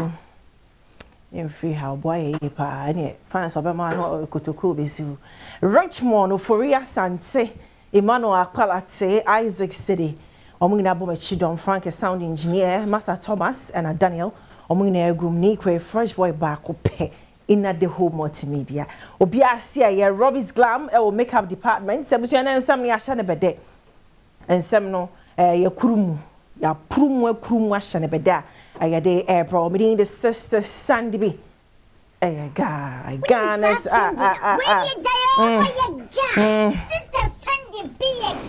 Ghana's entertainment provides some Kwadama mega guys. Me no. Now to the stories. Young Kwana 8 years on. Ebony. Ebony. Oh, I may find a crazy. Abaya we called that so more or that so tiasia. I got me a shot by now ka bullets rough town the drew baby I'm only a drew no comes and carbon check ka we drechi because one of the few natural babes are na those times na Ghana for pina yente na sinti yen husuyi or hasea me a shot baby and ka drew no and ka kwachi na Starboy Kwaten was here or won a drew official nani bia na Panama this tells us say a chrono a bewu by empepada. Young question send an abusia a kaino. Where the make a wish now to believe. We pa na hometse. Yamen koswa nshamode eja. Eni na yamen koswa nshamode paji. Moving on, still on the sad note, you know. Ebo Taylor Ghana, your legends never pa enye enkwadagro papa iboni din I was thinking ibu mu ase enye enkwadagro kra enye mudie ni bia sa agro na enye bia kra. This is a serious business. Ebo Taylor no so da ya wan sorry waka nchinego na Gen-Z or by now to na adwen ntanta we just is a Sandy hwan Ebo Taylor ti anyum nim na tell because some of the doors ye pa moving on no and Shoma still na hobabwa and so enche where who studio anya so sister Sandy di on page ma there bi where who studio na me na assignment for me no kase me na ba ku otakrade me man mu be hia me da ba hu no school ma ne nwa ankwala ma me ba school to me be chechi am na mabɔ mo nka ye se game Adom a me da 14th of February ye be shia wa Akroma Plaza e free me mo bi anton forms ma nipa no so ye adwuma ha so nya adwuma ha oton forms ma wan sidi kwa watwewadi ye nton e free bra talent anya me de che Adom TV so ma wakwenya etu be hu me schools takrade I'm coming live and colored and no na akwala ba ko a wo ban Shroma Kwenasi oh mini yeah akra guy yeah that's why I like see you there you know what I'm saying auditions now we Shannon so me na mini me name holy guyness we are coming in full glory to the glory of God yeah ba honum and no and I make us a Brahien shia takrade Akroma Plaza Kumase a True Vine Hotel Saturday 25 Shannon so said this year no yeah no Saturday and Sunday this year a 1-1 to Ashrawa this ocean and next region and Accra grand finale a Mikado Conference Center Saturday 28 February what baby down ko ya mo asabra me sure say by no did you kwadu na obobre na wo ba eno na me baba ko Kwenasi me baba ko ba Shroma and anu me gina ha kan o papa de ora fran just me nim de menka bie na me nim de menye how many parents and support your mama talents na opare show bi o Joy Prime ho for Kids Paradise akolai be bobo bi wana na mama credit na chi na wo twen obu on so obeba na mama be kasa you know to get a parent or see sa ya dwuma yase ekra de ne ba shem and mind you akra wa bi o ne class or the first best science students bom when you are best mathematics students it's gonna mean also papa ni pushing the talent in kwa usua de pay but look at this it's so beautiful just say yesu so no konkura ne ade na papa oh can I say yeah you for too much this is the power of Shroma you know for more businesses say I to so Esther Smith say I to you wasn't me zada me mama efa mum no fa mura Esther Smith enyom kunim die why am Jesus is that inspiration if you baby it's here the new masamba Minya insuro free Shage no mai show you my angel oh my God sa chord na insuro why insuro why insuro your time for be insuro da na no dai favor you must see any bansre de wani huwa tie ke wo de tie shage so bra wa ha your friend the throwback coins ya no bitimi ko hu video ya bra ya wo fampu ya nana and the dusty ke olele timi hu video social utimi tag as a sister Sandy and her sister Tamakunkum this is you see yes darling hey by popular microphone I feel yeah fair being true to me the whole year your favorite wow by yes ejuma yeah bobre ube sha ya na hu ye be ha ejuma oh yes ade aye we anya tire anya bi yeah no yes ube fa true back and be because you register throwback quiz we this sir and then mama me ba and of course akaba mejo suminia it's a valentine na hey mama chance e hu ye bi o wa we need the only bedi na Jesus we she tuntum oh sir yeah bedi yeah bedi o ye bedi o sir ye bedi anniversary omuni mkra akaba mejo suminia bibi aboko abusuafo bia ho ye obi a ho ye che daddy ne nkwala se bia obi a ho ye bia some de some ano bia aboko na okusi epie wi a so wo bi kwa Bisi mi de me jide wa ha na pay the Adom TV intina me. Wada o say ja. So I would be present also be bot channel aka ho. Enya easy o. Bo has na sa wo bo international team a. Yeah, be kama kama. Ya no pay dey na de wona me. Ano pay die Sunday. Beautiful strangers. Beautiful strangers. Ye sha se enenwumre. Okay. Enenwumre na ye sha se 8 p.m. Wakasa telenovela ya already. Oh, eja na to wona to home already asemawu. Oh yeah sure. Na ja ya me send message. Say na Sunday asemo. Ya me send message. And na 8 o'clock the friend beautiful strangers. Okay. last week Thursday na ye wie back no inti end no ye share beautiful strangers ye yida I can make us as a mo yida because me kai say mo yibi sa yes ye na ye yida inti na ye pese ye kenye mu na ye chiche niema nti na enwumre ayon ne niema besu oh ayon no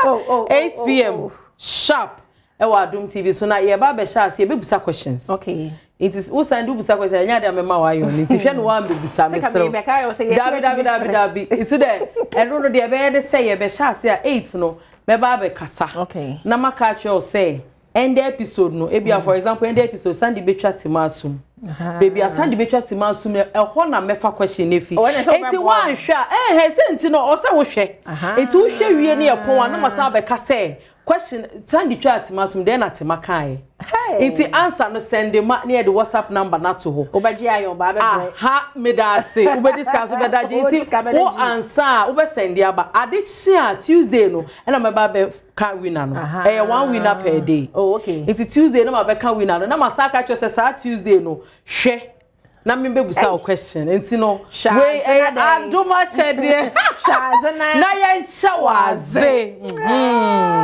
Jamal 8 p.m. live 8 p.m. live Adom TV so enne whole Ghana die enne eye wona ye queen of Chi novella. Who the title now, Mami? So do you say? Oh, Ghana. Who said next year? Na made 10 years as Chi novella host. What's the next year? They will see a celebrity. Hey, any throwback? Oh, sir. Next year. Oh, now to me a Chi novella now ko India ko she cast. Oh, jai. What's all kind of baby na be say oh mo kasa do be ebin seeda no credit ha me nka ebin seeda. Ye na ye sha se na nkofo sua yo. Edi ni ko mpeso mu yanso. Ye fi Chi novella. Da bi Chi novella na nkasa no nkofo mpeso mu yanso. O da twen bi on to kwa bi kutinya obotre. 8 p.m. Monday bia na weekdays na. Monday to Thursday. Okay. Into Monday to Thursday 8 p.m. bia no. Ye be cheniema. Into won share Adom TV Mr. 8 p.m. A rerun na che say ye yida and yes omo an ebus kunkum ko omo say ensan fam bro omo can you confirm omo busa say adwen ho ye adwen ho ba kunkum dem tell comment e no de ensan fa kunkum bag am and this also be ko abo command feedback cuz kunkum no omo hia ba bu de social de so oh was si ho abu de social de so comment section crowd with me correct was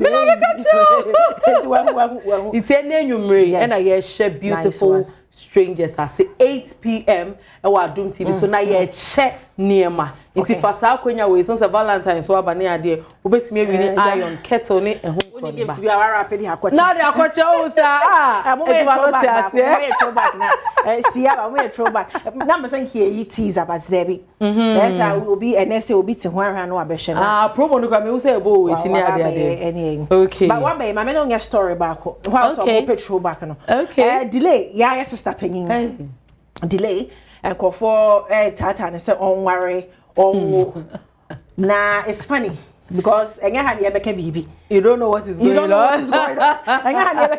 know what's going on but when did marriage become the ultimate prize for women? When was that I didn't was it to all girls who think I'm running a boyfriend the family to all girls who think feeling too bossy if a guy proposes to you? Look at this old lady here. She's past 40 and still no signs of getting married and having a child in the next 30 more years to come.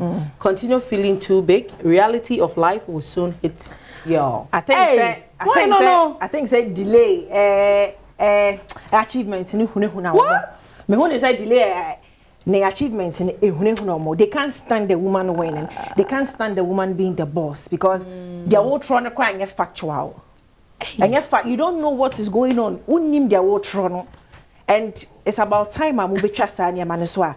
More attacking ma with our rear any a war because Charlie, Yaman a war no. Till who? How dare you see?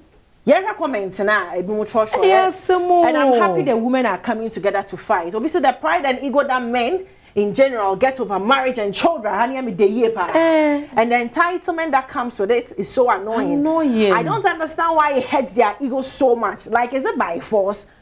Hey, because our idea the show so according to comments we know see kind of saying one typical Ghanaian thinks every woman's dream is to get married and give birth. Laughing out loud. Is married the ultimate? I don't know what's going on. Ah, today be our yes, send the saints here. Our infant go heaven. Oh, try forget to cry. Nah, delay. No more ye. Yeah. Oh. Throwback now already. Sarah Opare. Sarah Opare, supervisor, Robbie's Glamour Makeup Department, Hair Logistics GH, Mami share over TikTok, Instagram, Hair Logistics GH, Thomas and Daniel is cinematographers, Richmond Foyansante, my director, Emmanuel. Odo to asafra de sunade nyina di boa na twie etwa ye wonye ye di enkupo di enti bibie nu a ebeto ye me abam abuda biada me di akwasinsia asem di kabre na edresem apedas na otwo for na ahase the unfortunate komo di meka ya last week when am sure say dem di sa komo na last week or 2 year abra NPP yo presidential prime makers asem we send a vote by ekoso ya amanyo sem no ano ya ye de yempe ho asem nka na o sem ya kwa nkwaje nsemu eni na enu ani na sa eni se nanu memre de ya NDC am yokoso kwa abato so ewo ayewaso east na ene motorbikes eni namu 3,500 Ghana cedis TNT ni namu Nasco 32-inch television so eni namu ena de IBM sanitary pad ene yamasika ura yamanyo semama sanitary pad ababedi wutinti mai. That is how lower yedi yamanyo semno ababedru. And it's so sad. Rich mama me share videos so for Su TV. So TV. Na musa ye check television. Che. When you kosio ni ba confirm kosio amre be wife ma konshem. Ti kosua wanima amanyo sem na yefo eti na kosua ye di kosua nyina to vote kosua ene di kosua to vote awa Ghana ha se shame delegates abo ayewaso east eni se abo yokomu bogumu ani mu ase mo lo wa mo ho kosua abra kokwa ketekete baba kosua bebuzo kosua wati kosua tumi akoto abade amobi na obudro we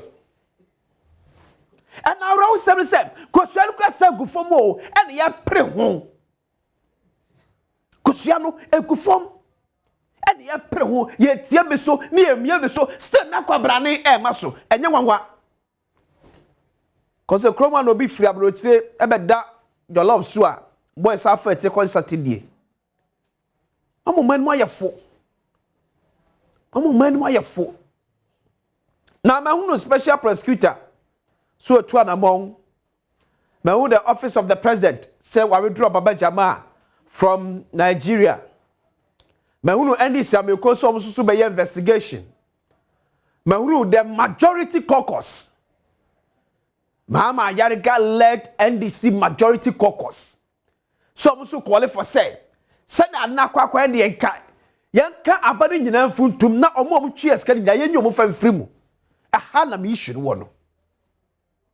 You see Odom Hama Yariga mu ye hypocrite mu ye nyatwom NDC MP sa mu ne wonsa hye ma me kata no msan ye no na mbobodi no a NDC MP sa mu na mo so ye regional caucus chair ye mu ne wonsa hye kata se mu ye hypocrite. Can you swear before your God? I said, Parliament ambano, when Chaka pre, I'm a delegate. Can you? Honorable Mahama Yariga, you, as a majority leader, can you say, Oba Parliament, when you're even one city, I'm a delegate? Shame on you. Nyatumfu enu mtu wa maimu.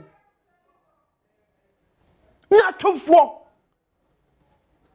We are all against vote buying. We are all against monetization of our politics. But yet, to me, against on hypocritical background.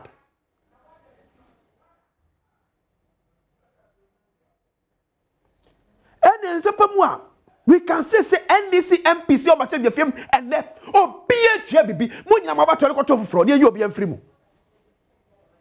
You go to me about for you be free mo.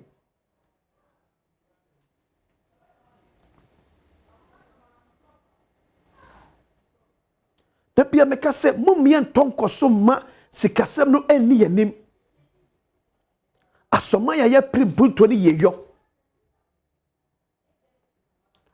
But on the back of Omoye Nyatum, some Hama Yariga and the Crawford dear, it cannot survive. Pukia so yes, come and want your constituency. Never been want your constituency, Okwatuaba. Ah? Honorable Tibless, come and want your constituency. Say no be the naba. There's a fundamental challenge. Let's deal with that challenge. Or how near dear not go for way in Adiaba. That should be our focus. Because Adia would never for be there. What if I can't just yen now with your twop, never come be there. We are chum do. We are not chum. All because now percent I'm in the winning here. Ah? And Adia.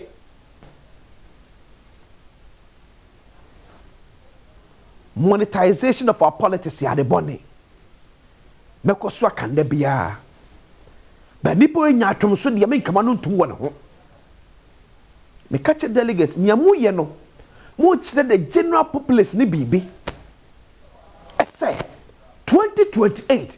Me makwasi nsaso me kwa akoto aba. Me hwe ne se NDC ana se MPP. Obema me TV. Obema nkosua ne meko ba me fanto fom. Fam so na menye. Over my 3,500 Ghana cedis. Obviously, say, now if you need me, call me, say, you obviously 3,500 mile, and you're for TNT. If you need my runabout, I could be a twabana, I say, but yes, you know, so we yell sad, the next time we spend the money 5,000 as some sort of twaba. Can we survive?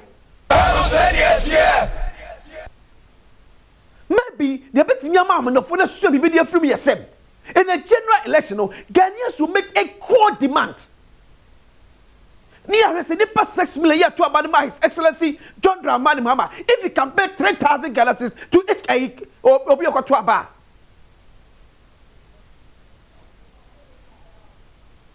Let's find solution to it. Let's say a man yourself. A kuyani mwase. And here to me, I'm sure cocaine for the baby Ghana. So one day. Ya shia akroforan for atotoboto for and robbers ne babedi so because you could sika no ene yeto abade aba no. Shame on you, you also is delegate. Mo mu ase. Se ma me penu ete se ukonye pad ase what mi ato aba. Wo de pad ko ede. O chibra. Ma me okonye pad ya ka se ya kwa ma pad wo chibra. Wo je pad ya ede. Edidi akwasinsia assembly keni eri pese mu to us background yebo nyina kwa babiem emfa emra bedwam dwumadi so on Adom TV live on DSTV channel 280 Go TV channel 119 Multi TV digi boss no you're live and so yes stream on all our social media platforms. Search here for Adom TV Extra on Facebook, Adom TV or YouTube, Adom TV or TikTok. Then follow me akwasi Instagram score 6 on Facebook. Neni enkomo and so honum.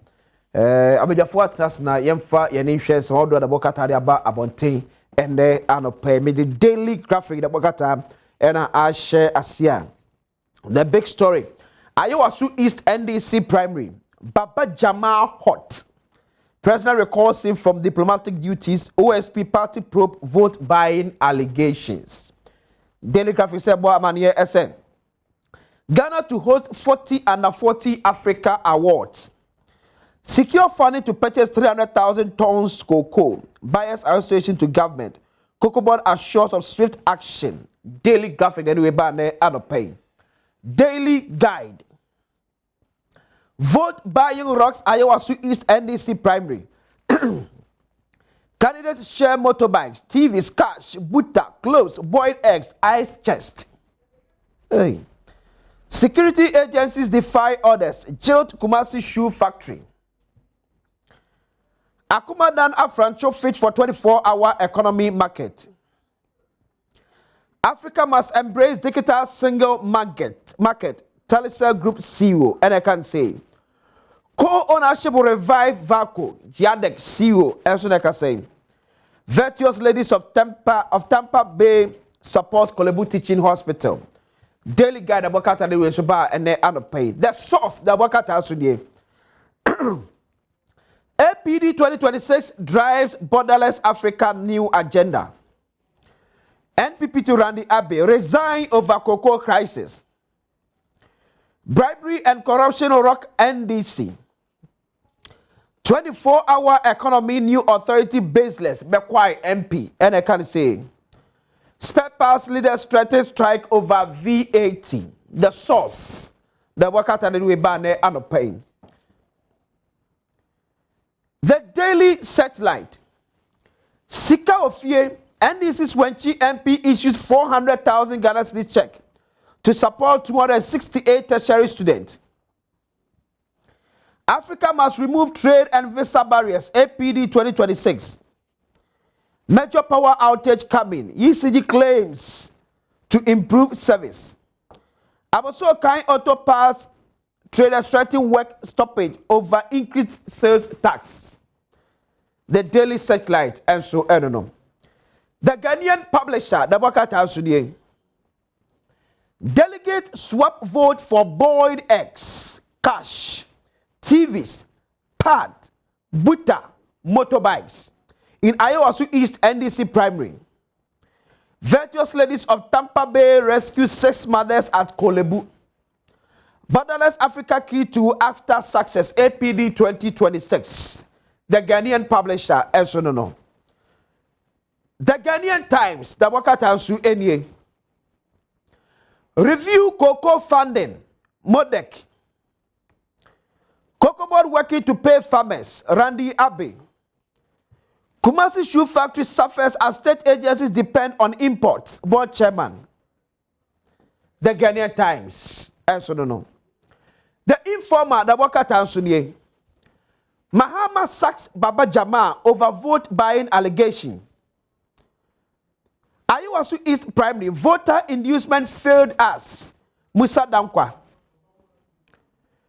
Renaming airport won't solve challenges of Ghanaians. Seku Nkrumah tells government. Towards enhanced operation, World Lottery Board pledges support for Ghana. The informer, the Wakata also no. The Observer, the Wakata also vote buying allegations. NDC Majority Caucus demands annulment. Sanctions in Iowa East Primary. OSP probes alleged vote buying in NPP NDC primaries. Single market agenda gains momentum at APD 2026. Global investment drive. Amakofibua arrives in South Africa for key mining conference. The Observer. Supreme, the Wakata Sunye. NDC Majority Caucus demands cancellation of Iowa East primaries over vote buying claims. Ghana Gas CEO Judith Ajobra Blay Annette for outstanding public service at 50th RTP Award. Dr. Daniel Macaulay urges practical reforms to empower SMEs under AFTA. Supreme, the Wakata, and so I don't know. It's when the Wakata would be an pay a bar, a yaso. Honorable Redu, a member of Parliament, Madisha War at Brim constituency. What I say? You heard him say Anthony Nupenu, the Greater Accra Regional Organizer. Edema NDC, Amiyo Koswabeka, Yensa, and the Anopay. Anopay Kumokesi ye baby di Efa NDC about to Mokoto ye. Ewo Ayawasu East. About to Ampesu so epe nipa obejino mo anemu aprema shevi akonya de abomo. Se about to komisa ma okwane ekoto aba March bosom ne emua. Ense mebre na epiepie saa enkomo ni mu.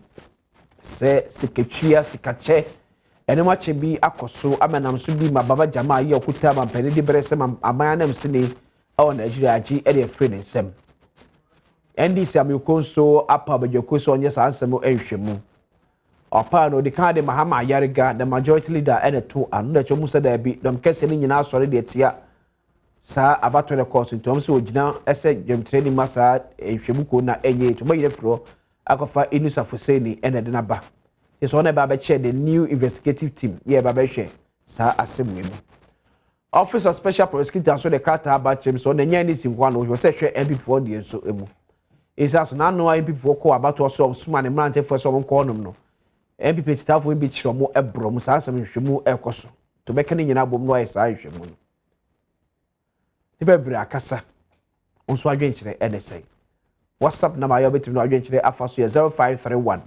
029 795 0531 029 795 once again medin ede akwesi esia menam di dwumadi e ho chia me ona boko de Emi Adom. Abre boko. Boko. Saturday no na me wo abrem medical ko Konongo Asante Achem. Okay. District doctor na district medical officer our Brim North no Dr. Sechi. Yeah. I say me koja no ma kusie ne mame. Oh, gafra. Ye wi enso na me wo ye wo akuase. Wo me constituency. Okay. You know, Mama Lucy on so sa on so sie ne mame ene namfo ne busuan for ana ewo akuase ho. Ya ye ne num kakra extra constituency for enya konye nsu de na ye di nchia kese ebema nananom atwakonya ne mpanyimfo nyina ewo abrem eja omadaroma ene na mabedu bebia meduyi enti mi di nchia kese ma obia o abrem. Okay. And I say mama fa a belated birthday and confirm Alfred Kojo Thompson, a member of the NPP National Communications team na enra ewa wuda. Oh, okay. Udi suma ni efe. Hey, Alfred. Onyem reda. Incoming national treasure of the new patriotic party. Once again, happy birthday enko enfama nyakopon etonko su enhira nonyo kese ko ise obeye kese pa. Vote by Ayawasu East Baba Jamal down from ambassadorial position. OSP NPP presidential primary emu Oshe NDC Ayawasu East vote by your course emu NDC atibe yokosi ehwehwe vote by your course ewo Ayawasu East emu majority caucus esa abato ka be yanka yemfuntum ni nyina amfra no omo mutwe sika bia adase obi ade yenyo nyina amfa mfrem yema new candidate eme file ba Ayawasu East abato 2 year na Baba Jamal a BT the former MP the wife by 32 votes and watch 32-inch Nasco television. Every member of parliament. Norma. I could see medase. Say I could see mefa no efi abra my colleague MP, member of parliament, you know, Efrimu. Okay. The very moment of him na yetete say NDC for because how traditionally NDC stronghold Nima Ayawasu East Nima area ho. Yeah.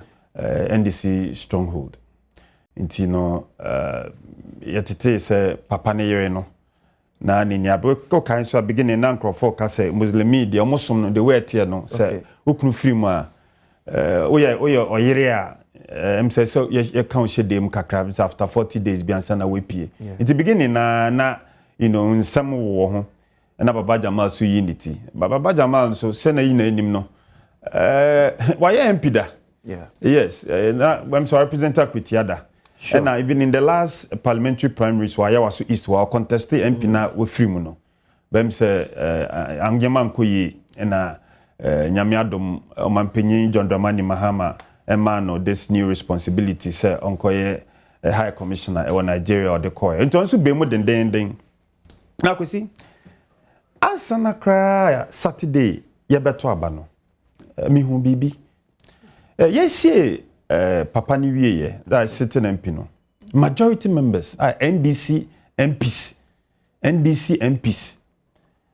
contribution na mo pay sika so na omde koma maame no say je na primary sia ukoi fetuetu ahoka former MP ne yere no former MP ne yere akensie okobi na NDC MPs what parliament contributions yes your contributions and now people I'm captain no media serious and omde come into honam say hey na adia nipa be 5 kwa akensie na right from day one more MPs might take such a decision there just a name one because they been see that because you see ye na wie ye da ekoyi obia de ni sika ko in some about there obia ye wie na fe about a week to the election no my contribution my NDC MPs or parliament so obia ntu sika no mo na tue sika na caucus no de sika account no de come am say je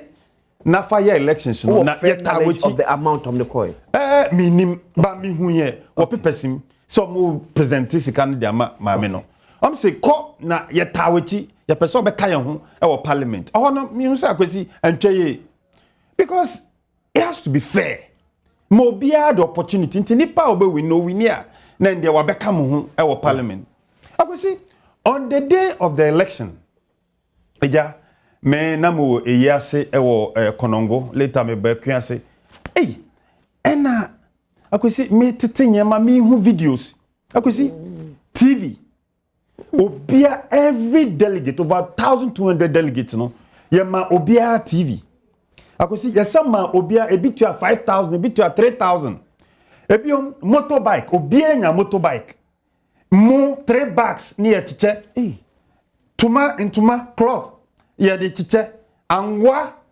gallons cowbell milk cowbell milk yeah cowbell milk yeah chiche cowbell milk kivo gari kivo gari yeah chiche bi abonike anu kapo na name one abonike ni chichi so ye juma honam ya oya usisi ya oya udi chichi no abonike mesi abonike na no omo chiche wo program ya wo about na say omo ye sanitary part ko semiti say na ka sanitary part won say akosi na adia na emi mobokra e wo ho ne say sanitary part in an election it can NDC delegates be that cheap say on the day of election one this sanitary pad onto aba just a sanitary pad untiminto akwesi o ka sembi say even majority of a man crapa na ejiji sanitary pad crapa omecha it is sanitary pad o ja yeden akwesi after sanitary pad buta muslimi bien wa oni buta enso buta mo de yeden omo jiji buta ansa na kosua ni mekoi na kwesi o share nyema ekoso na say what when a reset agenda no we akwesi na emi mobo say delegates in the erudition to the extent say ye tete buta sanitary part akwesi my way embassy into me there I knew say at the end of the day no bibi besi akwesi ye kenkan mani na ewie na we edinkunim Baba Jamal Ghana's High Commissioner to South Africa to Nigeria to Nigeria hey me position in there na akwesi fatem you Ghana's High Commissioner to Nigeria na akwesi odinkunim wie ya first letter I ba out was a letter written by Fifi Kwete NDC General Secretary not your letter na letter no say watete we hu videos omo ko akensi no ye candidate no omo chiche buta omo chiche sanitary part omo chiche abonike omo chiche nyema eni sika ni motorbikes and into NDC as a party behwehwem akwesi na minim say that's the right thing because bibi says here as a party no onye hwan because ade si na time akwesi letter ni ba out within 5 minutes and I mean letter and so from office of the president John Dramani Mahama your president Akache, the minister responsible for communications and the government communications, Honorable Felix Ofosu Kwakye, say ontro. Now, I could say, oh, kind letter na me a mystery. Letter near mystery say, Oman Penny John Dramani Mahama say, sign proye, sign in Kosiani Meko Moticheye, sign Buta our Moticheye, sign Abonike, sign TV, Yeticheye, sign motorbikes Yeticheye, sign Tuma, any Angwa, any Kivo Gari, our Moticheye intino, Wakache. High Commissioner no South Africa High Commissioner Nigeria Baba Jamal say ombre fie na onfa ne juma embeto na wapon ne juma na omra na go see na mesre ne say in any way I could see in any way once Baba Jamal win elections there was no way obesa go back to Nigeria obesa go back to Abuja akoye ne juma because I na dey anything me akwese na onim no na mso sa na me high commission na me gina omampanyin na nado dankwa anemu wo South Africa ne aman ebe anan account nyina na aman be enum abra me emergency mba be contest MPP parliamentary primaries wa brem no me frɛ me na akufado ba South Africa na me de tu nenim me say papa pese akensie mi ko no so sa obetimi ewi na me say o adan me we ni me djuma meye eja me ni microphone so mo abrema mo bo me chidom abra me wo ha meye we djuma ma o nti meko no say okay ani de me shirawo nti abra me ba ya abremfo e de odo eto aba e de ma me a me wini primaries no me wie ya na foreign minister honorable Shelayo Kobotwe kacha me say na one Nana Akufo-Addo di nkomo na Nana Akufo-Addo na omampanyin Nana Akufo-Addo na dwemu no 2024 elections ne mu be den nti no ebehia se mebafie na mabetena abra ya to abama me as the parliamentary candidate na metimi akoran aye campaign no ebiom so on pese ye benya divided attention because me ba dem say mechi eda ho me wan so aye amai enum ene ade asha mensa 5 countries intim anytime be ameba abrem no na che say 5 countries no need representation enunti no obepese meba na wa appoint obi ewo ho na mse o me da se me krapo de MP na nka me pese meba na me bedi nti nyame ado me wini primaries dia ene nse ne kwan aso no enya me nko one or two other ambassadors and some be contested omu wini ye no omu so no ye ma omu bae omu wini ne de ye ma omu ka ho enti me hu sa letter we na why do you tie I didn't tell them two issues na bom baako o say yakochiche buta yakochiche abonike yakochiche sanitary pad oninti no o twen papa naso but it has nothing to do with the fact that we win because we win we are there's no way better come back to Abuja koye juma no because once we win no the juma ewie you go find say they win on the ticket of any say automatic win for the by election ebaso no of course because NDC stronghold okay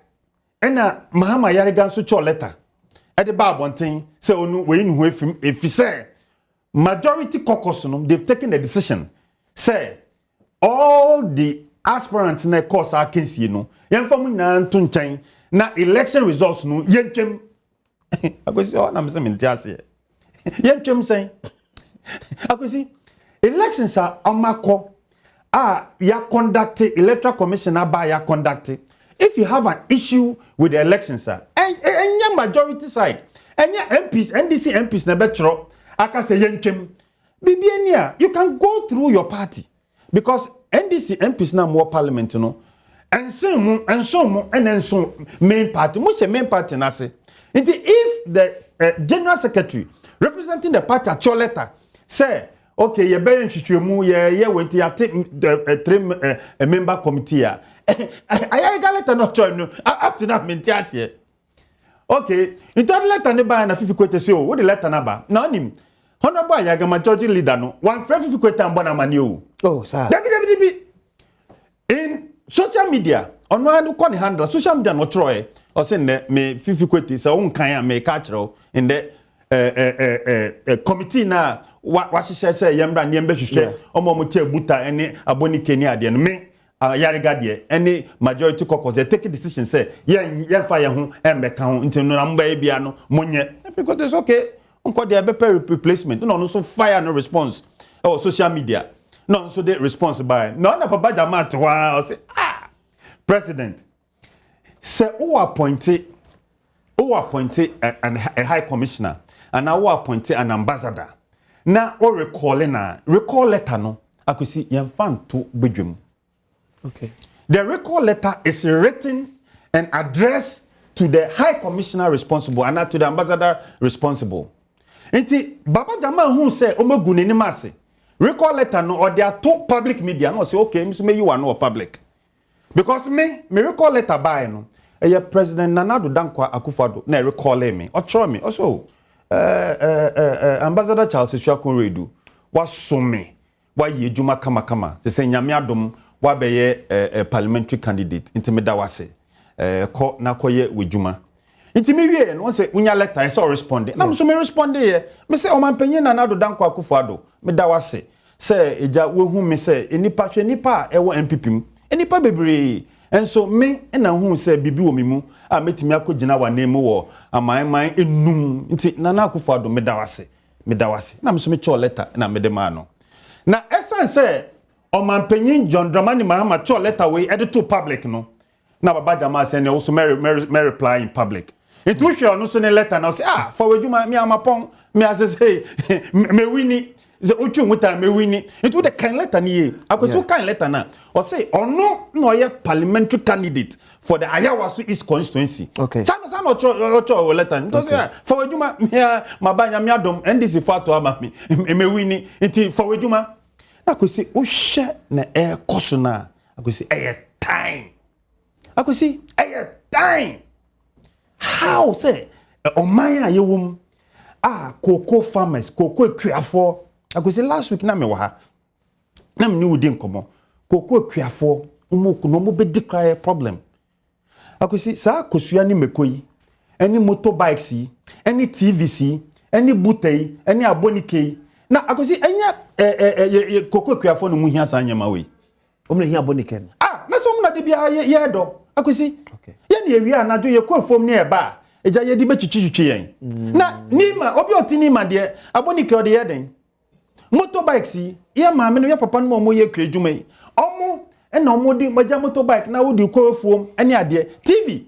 omo ma somo man ye cocoa kuafo since November December January February into omoka sesika no na mkochiche wonima o de be so uni evidence o sa na we husika no na se enye kokobofo na make kan se sesika no any sa TVs no na akosi enipa 5 wo chef e bi che 5000 e bi che 3000 sesika yi o di ba abrem na kokoko kuafo esi musika ne edile na ye obibi kakanti mumra sa 5000 3000 obi ambeji enfanse no ejuma na kanfa ni sika ngani sa Baba Jamal na say omunya sesika ni na fi NDC aban sika se uni evidence NDC wa dance say aban sika NDC sika no mo de ambassador chancellor are you saying say Baba Jamal am ye ambassador to Nigeria ka wonye sika fan contest akosi yes sa ade cause Baba Jamal 2023 oko NDC primaries no ye hu ye ma ochiche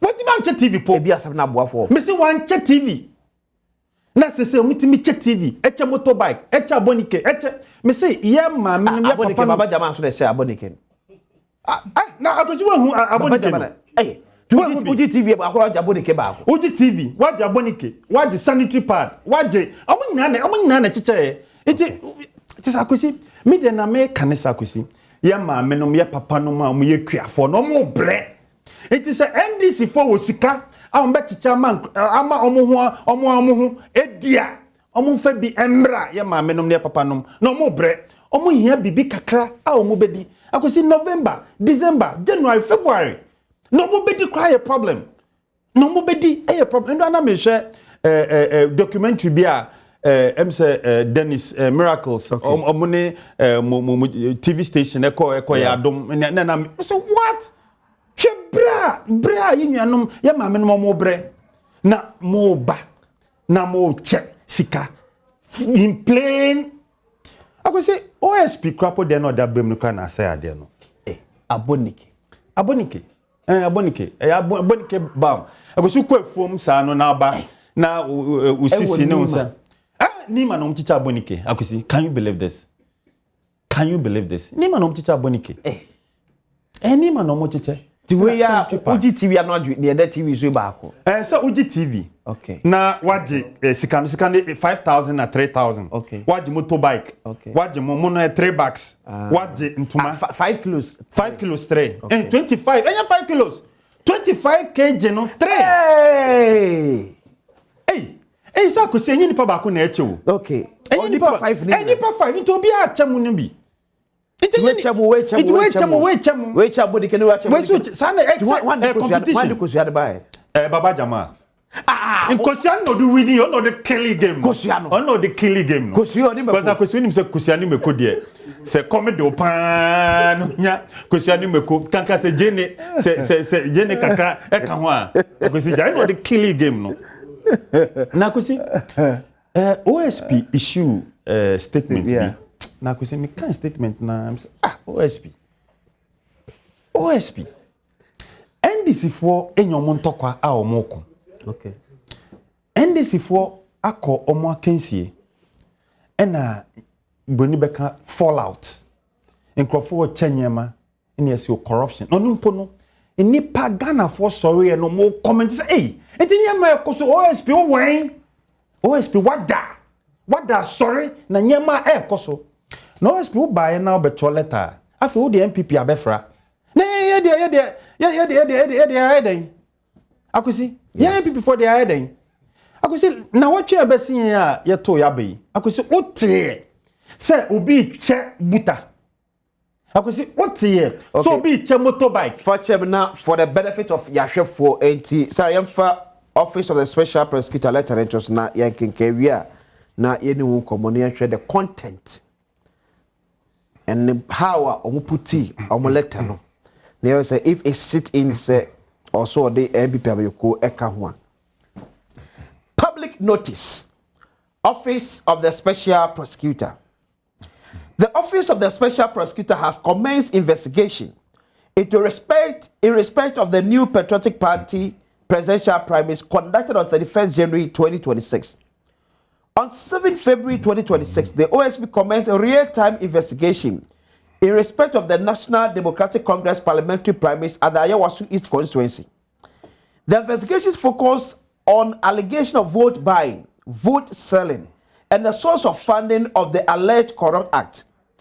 During the conduct of the NDC parliamentary primaries at the Ayawasu East constituency on 7 February 2026, one of the candidates, Muhammad Baba Jamal Ahmed, allegedly abetted thugs to physically attack an officer of the OSP who was serving an investigative directive on him in relation to vote buying and vote selling. Consequently, the OSP has opened further investigation into the assault of an authorized officer of the OSP in the performance of his functions in relation to Muhammad Baba Jamal Ahmed. The OSP reminds the public that the law prohibits corrupt acts in relation to public elections. It is a serious offense to engage in vote buying, vote selling, intimidation, threat of violence, and act of violence in relation to elections. 8 February 2026. Office of the Special Prosecutor Kata Erno. As a boy, you say, was shake if you was NPP for about to about 2 years. 31st January 2026. Your say yɛsɛ nkurɔfoɔ bi ɛtwa sika de ama delegates a ɛkɔto apa no ehwemu na ɛkɔ so na so wasa ahye nhwemu fra so asedi afa NDC fa watom kɔto ayɛ waso East constituency yɛ ne so ɔmsɛ de kata ɛkɔ akɔma Baba Jamal esa so manya ne ntie sɛ auto vote ɔkɔ ɛsɛ Baba Jamal ma na chitaafo bi bro OSP pen no kɔɛ no ɛna ɔkɔndɛm sɛ sad ne kɔ so no ɛnyɛ but still oyɛ nhwemu ti OSP krata no ɛnie agusi sɛ yen achichide okay omo ton ade wo soro na eye free a okay ye de etie baby okay last na otwe besin na yeto yaba ye di ye frankatuni akosi so so the minimum so a by investigation one of the best investigative journalists akosi otie say MPP obi che TV obi che motorbike when first buta na daso no buta ni new one so ahoma bom na bom be na buta do koto na ahoma kwa is we bom a na say ni obi anyusu ye yeah akosi mutie se obi che mum obi che ntoma obi che cowbell obi che abonike mutie se nkrofo obi ani wo chiche sa anyama no akosi na omde ba ya TNT akosi TNT yes akosi yeto abane wo abrim cash entiade sika akosi yeto abane wo abrim okay na ufi baby enfance te se pankese ana se ufi abochi krom okay na oba abrim abeto abana ni na wo the same constituency but kwan wa ideally no anke be provide buses okay na nka bus na be si kro bia na ne oba wa befo na de mo abeto yetu bia na musako ideally and the one na wose na ko yesa oh say anka party no okay and nka say ye nti wo ya bibi say ya obi ani ho obeyi sika so ene agena fafokra fabra so but one him say ye opposition yes enye memu ayeden kakra nti no party na nkasa ye ni sika nti aspirant na contestant no say okay rather than say be provide buses na obi aba beto no ye be ma mu bibi kakra mo ba na mo de afroka asade akọ akosi there's nothing wrong with this that boni enewo we mu yanche TV yanche motorbike yanche buta it me hu ne nti a OSP all ka NDC asema aba agana fo nyina ehu obi a ka ho asem odi ya be bata ho nti sa de ne de OSP Mr. no me fare ne pa onyi fanto nchen akosi ade ba kwa meka de twa sa issue so ne say akosi there's something happening within the NDC say factions are started ba in the NDC I'm telling you akosi on say Baba Jamal no yeah oyobi a oni on asedun ketia o masan che cause Baba Jamal used to be the deputy general secretary of NDC abra na asedun ketia general secretary into a long standing relationship and as I say so there obi enim akola and there won kwanim say asedun ketia na dwen say just say no matter what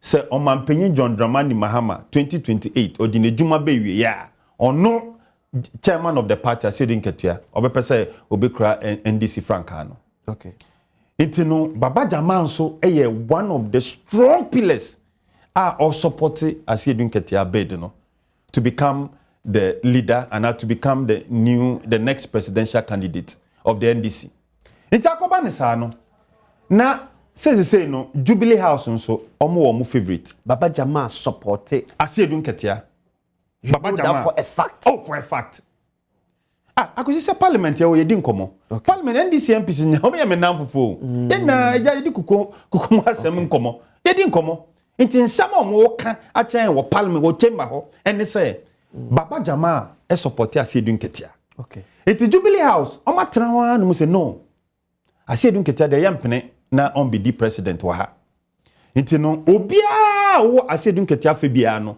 ye pe ways and means bi na ye de akatel so does it mean say Baba Jamal say can you election we kwa no call ya and can like say man pede ko pe ko so de yin afiri one oh yeah so easy so Baba reshuffle ti ke be ka Baba Jamal ke be ka no one time nti onu eti Baba so nya oh that's why you smart so on Baba Jamal is smart Baba Jamal oh you smart Obi awako MP, why former Deputy General Secretary of the NDC?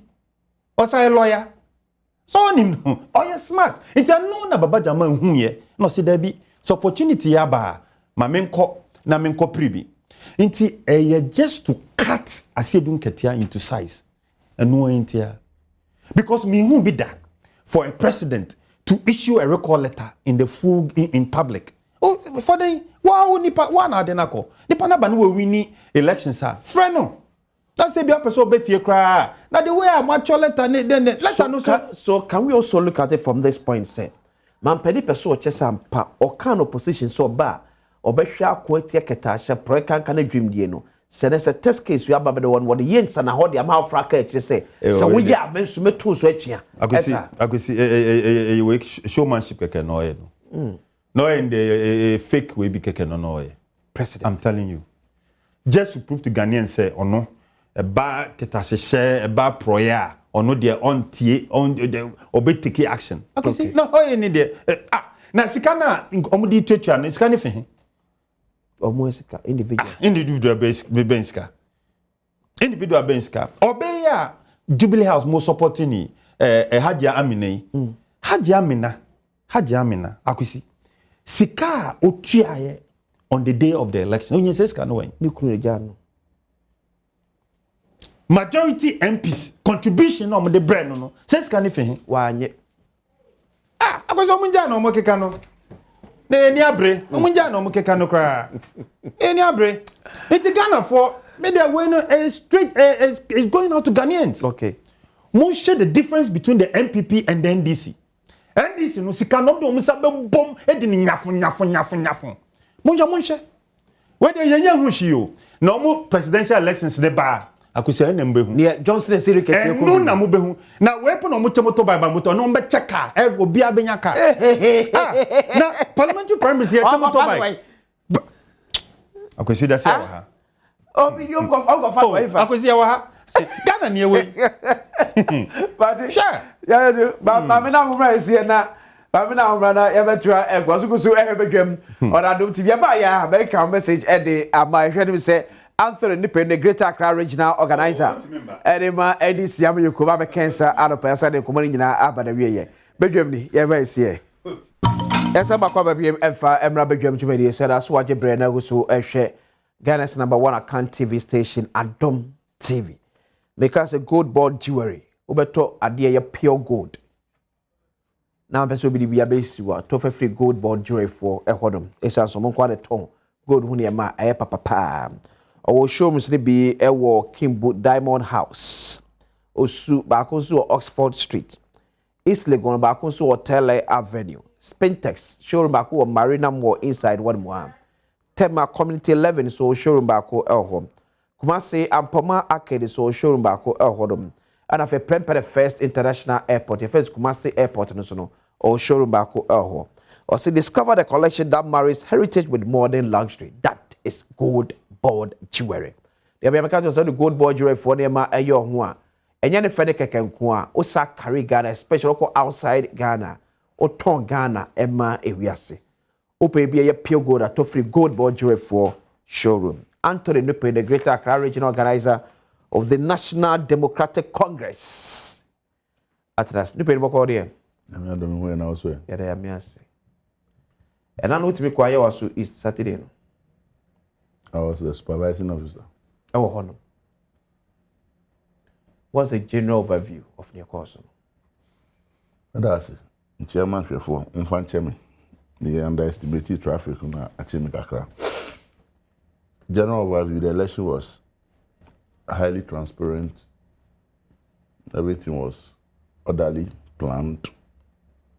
There was coordination.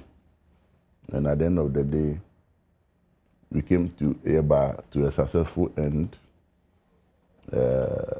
Sorting, counting was done.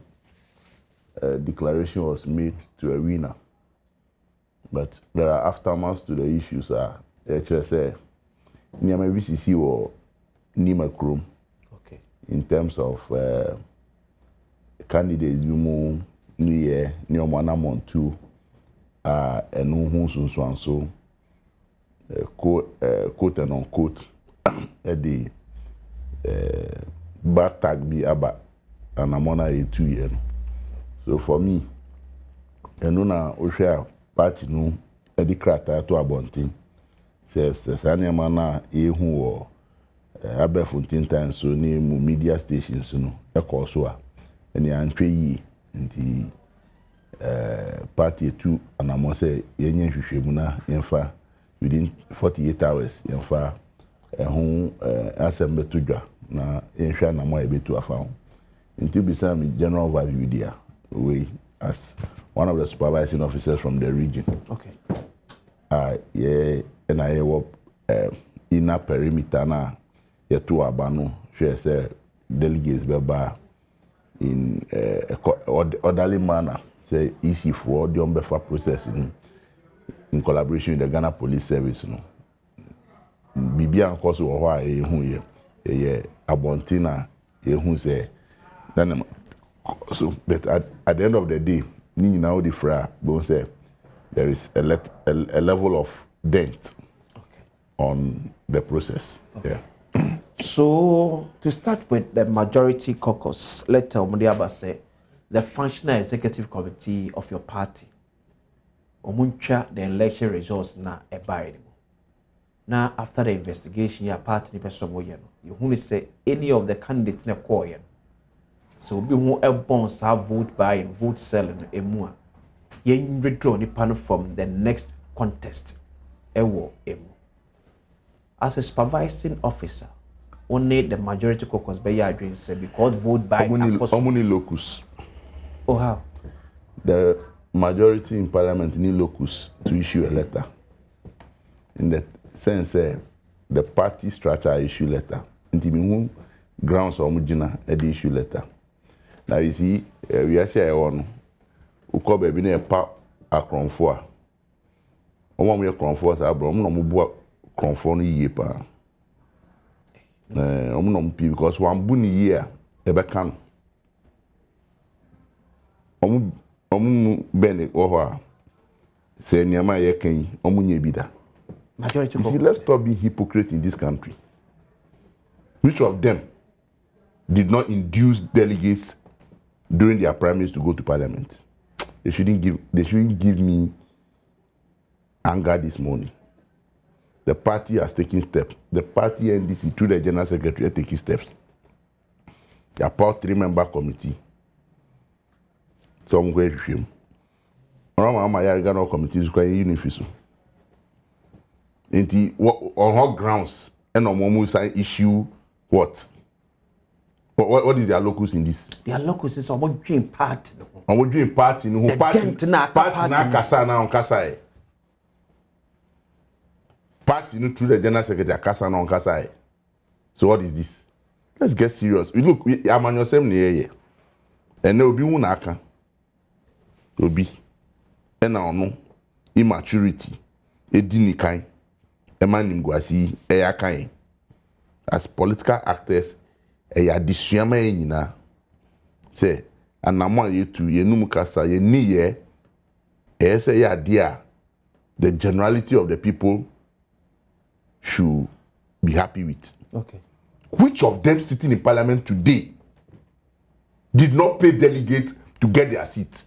Should give me a break. The NDC MPs in parliament. Which of the 276 MPs sitting in parliament today, including my brother here, did not pay delegates during primaries? Please. What are you talking about? Please. This hypocrisy.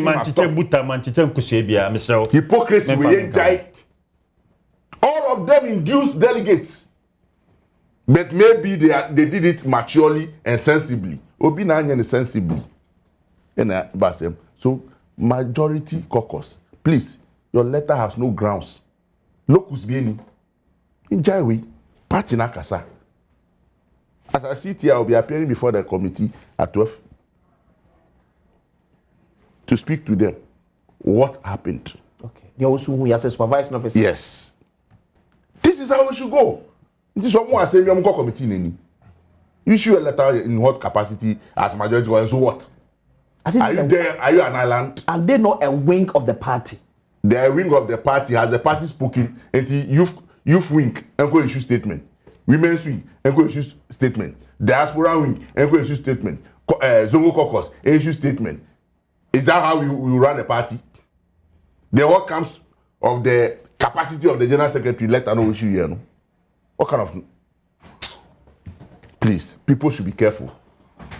Bibi ba, yenye careful. Now you two anamo. Now the way we want to carry ourselves as if we are demigods and we have to be loud to see say whatever. Are you getting me? We cannot continue this way. But who is supervising officer? Who inside one to say ye chenema wa wanting? Master, I told you say during the process. It came to our attention, said Nyama Biakosu. Okay. Who were about 14 times. Okay. Through social media. Are you getting me? Sure. But at that moment, I can't leave my job and going to be chasing where is it happening, who is doing it. And it's glare. Yeah. But it's something that has come to the public attention.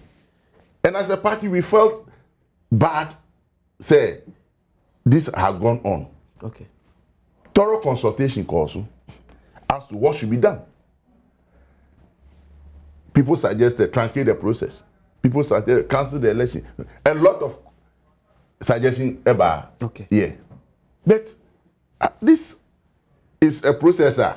Within the process, BBNC HSA, SOTMI, a haughty process. Okay. Like yes, polling center. Nothing. Say, be polling center no. Okay. And I'll be here to trust them at the Oyeni ba honum. Enti who stop this process now? That's all you who. Okay. So it didn't bring back to this issue of can it then be possible say who bet me vote by na anchor super polling center honum no I cancel this election. It has a far-reaching conclusion. It's an investigation Betoga said Nipani Ejitum and I said a back critical said Nipano said Mituanamonsi are a front on the constitution of the Republic, meaning personally your integrity has been sought. Okay. Say Mianka, I will not even go. Secondly, the party NDC will have to issue a letter. Okay. For you as a candidate. Yeah.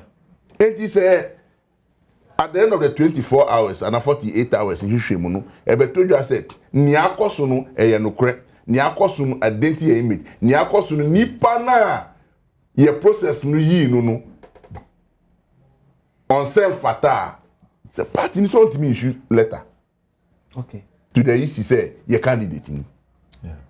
I get him. Okay. Then we exonerate ourselves. Okay. Nipa no betimi akọ independent. Yeah. Okay. Even though he has won. Na yef will say you will be fufura, ye be filing na ye be filing no. Entina ye nyina say hwe and I'm on our party net you know. At the end of the day, tomorrow, Wednesday, final filing. Yeah. At the end of the day, tomorrow, communication with free party, you know, that will be the decision.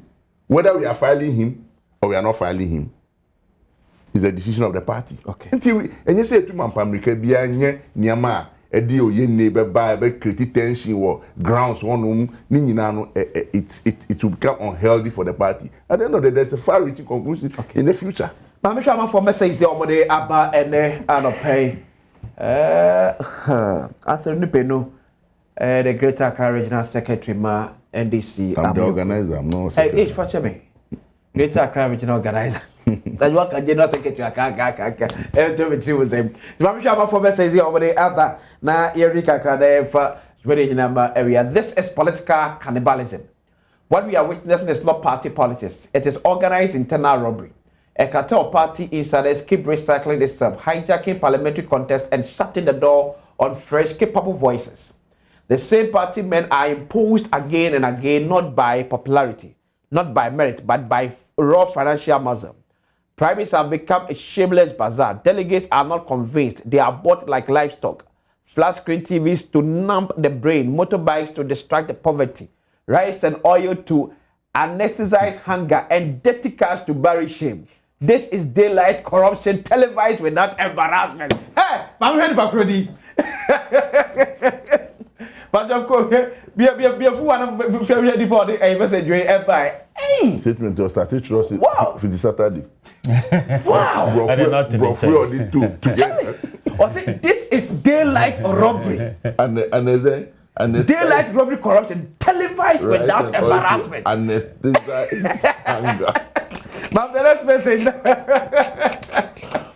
Hey, go to me. Okay, I say for this message. But the next one, Patrick the first. 2 p.m. from Asantimapo. If Dr. Baumia and the MPP took the dollar from 4 cedis to 17 cedis in 8 years, then how much will a dollar be from 11 cedis to when he becomes the president? And these are some of the critical questions we should be asking the MPP and Dr. Baumia. And to our cocoa farmers, we should have patience. The money will be paid soon. The MPP propaganda won't solve the problem. My regards to Chairman Maintain Nana Kwesi, 2 p.m. reference Santimapo, and on the EPI. We see NDC members in Parliament cannot say they have buy. Oh, okay. I don't say person can say to make someone to vote at that. Kwesi Ejabe should first prosecute himself sincerely before attacking others because he has been a disappointment to the nation and the office. Obviously, I don't know. Obama Edward Kwakye. The gross opulence displayed by NDC appointees at Ayawasu East should tell all Ghanaians that NDC noise about being social democrats is just lip service.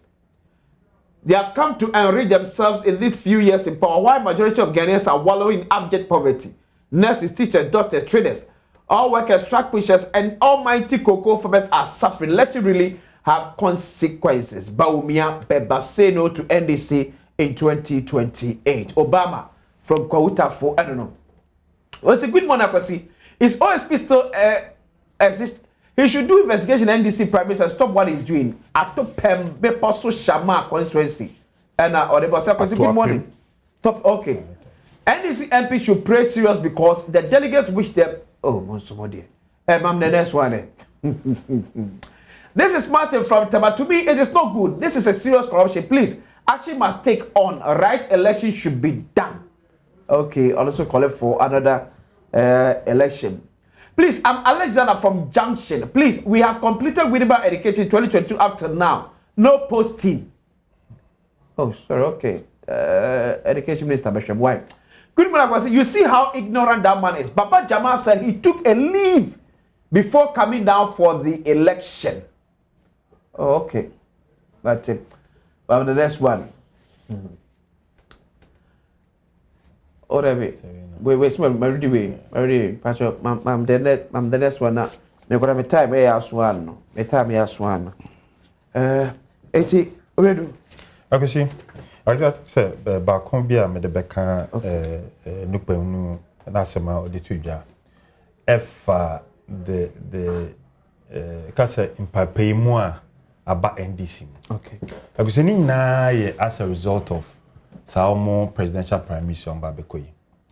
I will see because under what circumstances and will sign or see then locus and a majority NDC majority side in parliament general secretary of the party, the whole party, general secretary issue letter on the authority of the national chairman. Now the counter letter beba. It's marks of indiscipline. A clear cut of indiscipline. It's just a party no say emu chiche. Enti Ghana for munhwe reset na omuso omode ba no. Eye sika no mo ba bedi. Eye krono, eye katasehye, eye proye. Ghana for 2028 eye another opportunity. Akwesi for what? Nyama ekoso yi. Akwesi say bi bakopo na nke ekoso and the MPP a. Anka bana Ghana.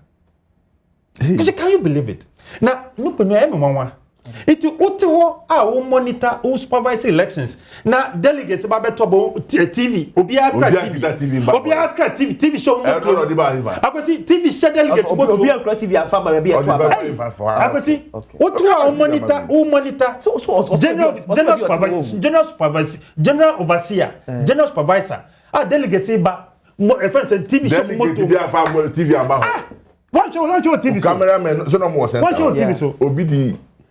Process mu yinu Part life. Me hunu ba bia dey to abo bi TV nam dey. Me dey kakra mi hu ye no. TV so moto station City FM almost station friends. City TV. Our voting center. Me see TV so moto obia delegates from Masaline. TV so moto agozi e no boba enti aya me wanwa say when me say na TV so moto mo ba mo Masaline buta mu kra e mu so mo a friend saying Kosia Moody, Kosia Nimekwa Moody, Abonike, Yedi Chichi, Yakwa Foma, Yedi Chichi,